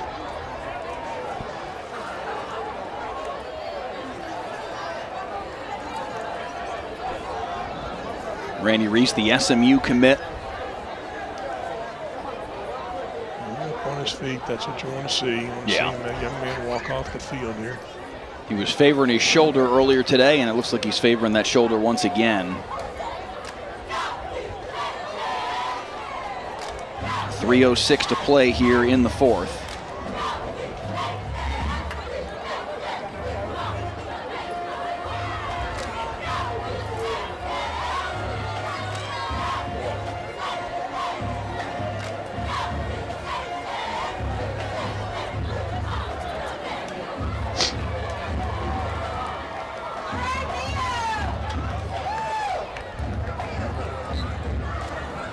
Comment here in the YouTube chat from Easy EID, replying to what I was saying about Aledo and Denton Ryan's district. He thinks that Burleson Centennial does have a chance at jumping up and surprising one of those two teams. Deep ball here from Walton up the near sideline, and they'll throw a flag here for a hold as they tried to hit Davion Ennis, the junior, up the left side.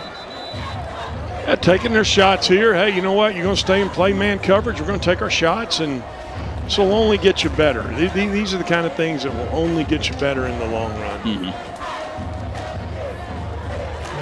One thing I take away from this game right now is the South Oak Cliff is DeSoto. We know they were good. They were going to come in here and show you their might.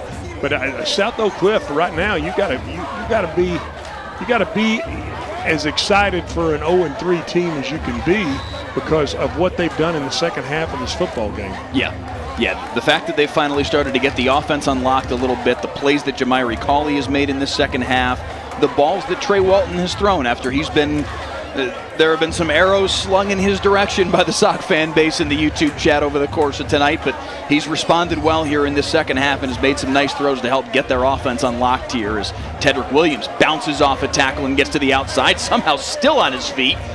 Run out of bounds. That's a really nice 8 or 9 yard run. That's a heck of a run by that young man. That's what you want to see. You want to see your players continuing to play hard. And that's what South Oak Cliff is doing. They're down 19 points, and they're continuing to play hard. That's a tribute to their coach and their coaching staff and the culture that they have over there. Second down and 11 after the pickup there by Williams. 2:38 to play here in the fourth in a 19-point football game in favor of DeSoto. A gain of about 2 on the play there. Looking ahead to next week on Friday Night Football, the Denton Guyer Wildcats, led by one of the very best quarterbacks in the country in Jackson Arnold, an Elite 11 kid on his way to Oklahoma, taking on a Prosper Eagles team that just kind of sent a shot across the bow to the state of Texas, upsetting Rockwall, a top 10 ranked team last night. So that game to open up district play should be an awful lot of fun Friday night at 7 o'clock here on Friday Night Football. 3rd down and 9 for Walton. Quick throw far side. Diving. Cauley couldn't quite haul it in. He's made some spectacular catches tonight. That might have been the best of the, well, I don't know. The 1-on-3 catch, that'd be tough to top, but this would have been a pretty special grab. It was a really good throw by the quarterback right there. He laid that ball outside. You got to come out of that break and go get that ball in that situation for him. So South Oak Cliff will have to punt it away here, down 19. I see they have finally decided to actually reflect the timeouts on the in-house scoreboard, as you see on your screen here as well with our score bug. 2 apiece remaining for these two teams, but at this point with South Oak Cliff punting the football away, you'd imagine probably unlikely to see them call timeouts at this point. Good open field play right there to get him in the open field. Nice tackle. Really nice job in coverage by Jordan Mays to take down Dalen Singleton. And that's where DeSoto will start what will likely be the final possession of the football game as they try to wind down the final 103 seconds tonight. 42-23 our score. Cayman Mathis opened the scoring, a 98-yard pick six. Not yet 3 minutes into the football game, Sock drove right down the field. Offense looked really sharp on that opening possession right up until the interception, and Mathis took it the length of the field for the touchdown. DeAndre Ryden with a 1-yard touchdown run, and it was 14-zip DeSoto before the end of the first. A safety on a punt snap over the head of the DeSoto punter got Sock on the board at 14-2. That was our halftime score. As the run up the middle here in the hands of DeSoto's Marvin Duffy. Picks up a first down and keeps that clock moving as they set the sticks. Looks like DeSoto is going to substitute the quarterback too, Mike. It looks like they're going to get some other guys in the football game here. Armory Williams Hall, their backup quarterback. And off good for 2 yards.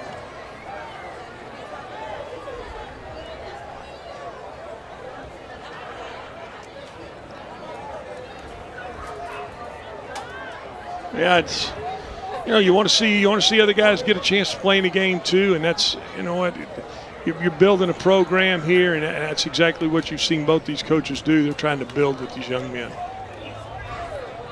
Second down handoff once again to Duffy. Nothing doing as Keith Smith ends that play quickly. DeSoto will have to snap it one more time before they can put a bow on their second win here in 2022. Again, they take on Skyline this coming Friday night to open up their district play. Sock one more non-district game against Parish Episcopal, as we mentioned a few minutes ago, before they open up district play on the 23rd against Adamson.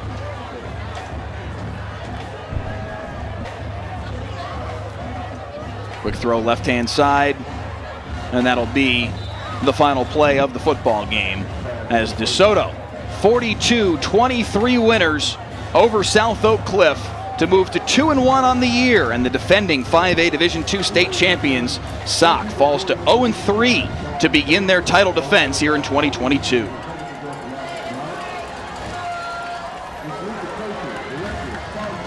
DJ Bailey with a pair of touchdown passes, one to Dalen Singleton, one to Jonte Cook. Jaden Treywick with a 73-yard touchdown run. Trey Weisner with a 1-yard touchdown run. DeAndre Ryden with the first touchdown offensively of the day for DeSoto. And of course, the 98-yard pick six from Cayman Mathis started it all for the Eagles as they move to 2-1 on the year. South Oak Cliff getting touchdowns from Davian Ennis, Danny Green, and Jamiri Cawley. 2 touchdown passes from Trey Walton in the second half. And if you're South Oak Cliff, that's the big takeaway is, all right, hey, finally the offense started to get unlocked a little bit stretched. They're moving in the right direction now. Yeah, they're moving in the right direction. They got something to build on to go play Parish Episcopal. And you know what? Both these teams, I thought, played really well in the second half. That's the type of football you want to see, Mike. Meanwhile, for DeSoto, a really impressive showing offensively and defensively. Made a lot of plays on both sides of the ball. The catch by Jonte Cook on that touchdown was tremendous. They ran the ball well. It certainly looks like they've got a quarterback in DJ Bailey that can do a lot of good things for them, and they have a quality defense, especially on the back end with their secondary. This is a team that has, I would argue, legitimate state championship potential, especially if they end up in 6A D2. We'll see. I mean, we got a long way to play this year, but yeah. I think you see the possibilities of what this team can do. You see the speed. We talked about that going into this football game. So be interesting to see how it unfolds, Mike. 42-23 our final. Next week on Friday Night Football, the opener of district play. Denton Guyer and Prosper, 2 state-ranked district rivals, opening up the part of the season that really matters. For our entire Friday Night Football crew, Director Clay Marshall, photographers Wade Reeves and Graham Rainier, digital coordinators Nick Blackhall and Paul Wedding, our graphics coordinators Nick Blackhall and Emil Moraldo Lacona, Stretch Smith alongside, I'm Mike Leslie. So long from DeSoto. The final score one last time, 42-23. The Eagles improve to 2-1 as they win their home opener. All our Friday Night Football broadcasts stream live and are archived in perpetuity on the WFAA YouTube channel and on the WFAA Plus app. This has been a proud presentation of WFAA TV.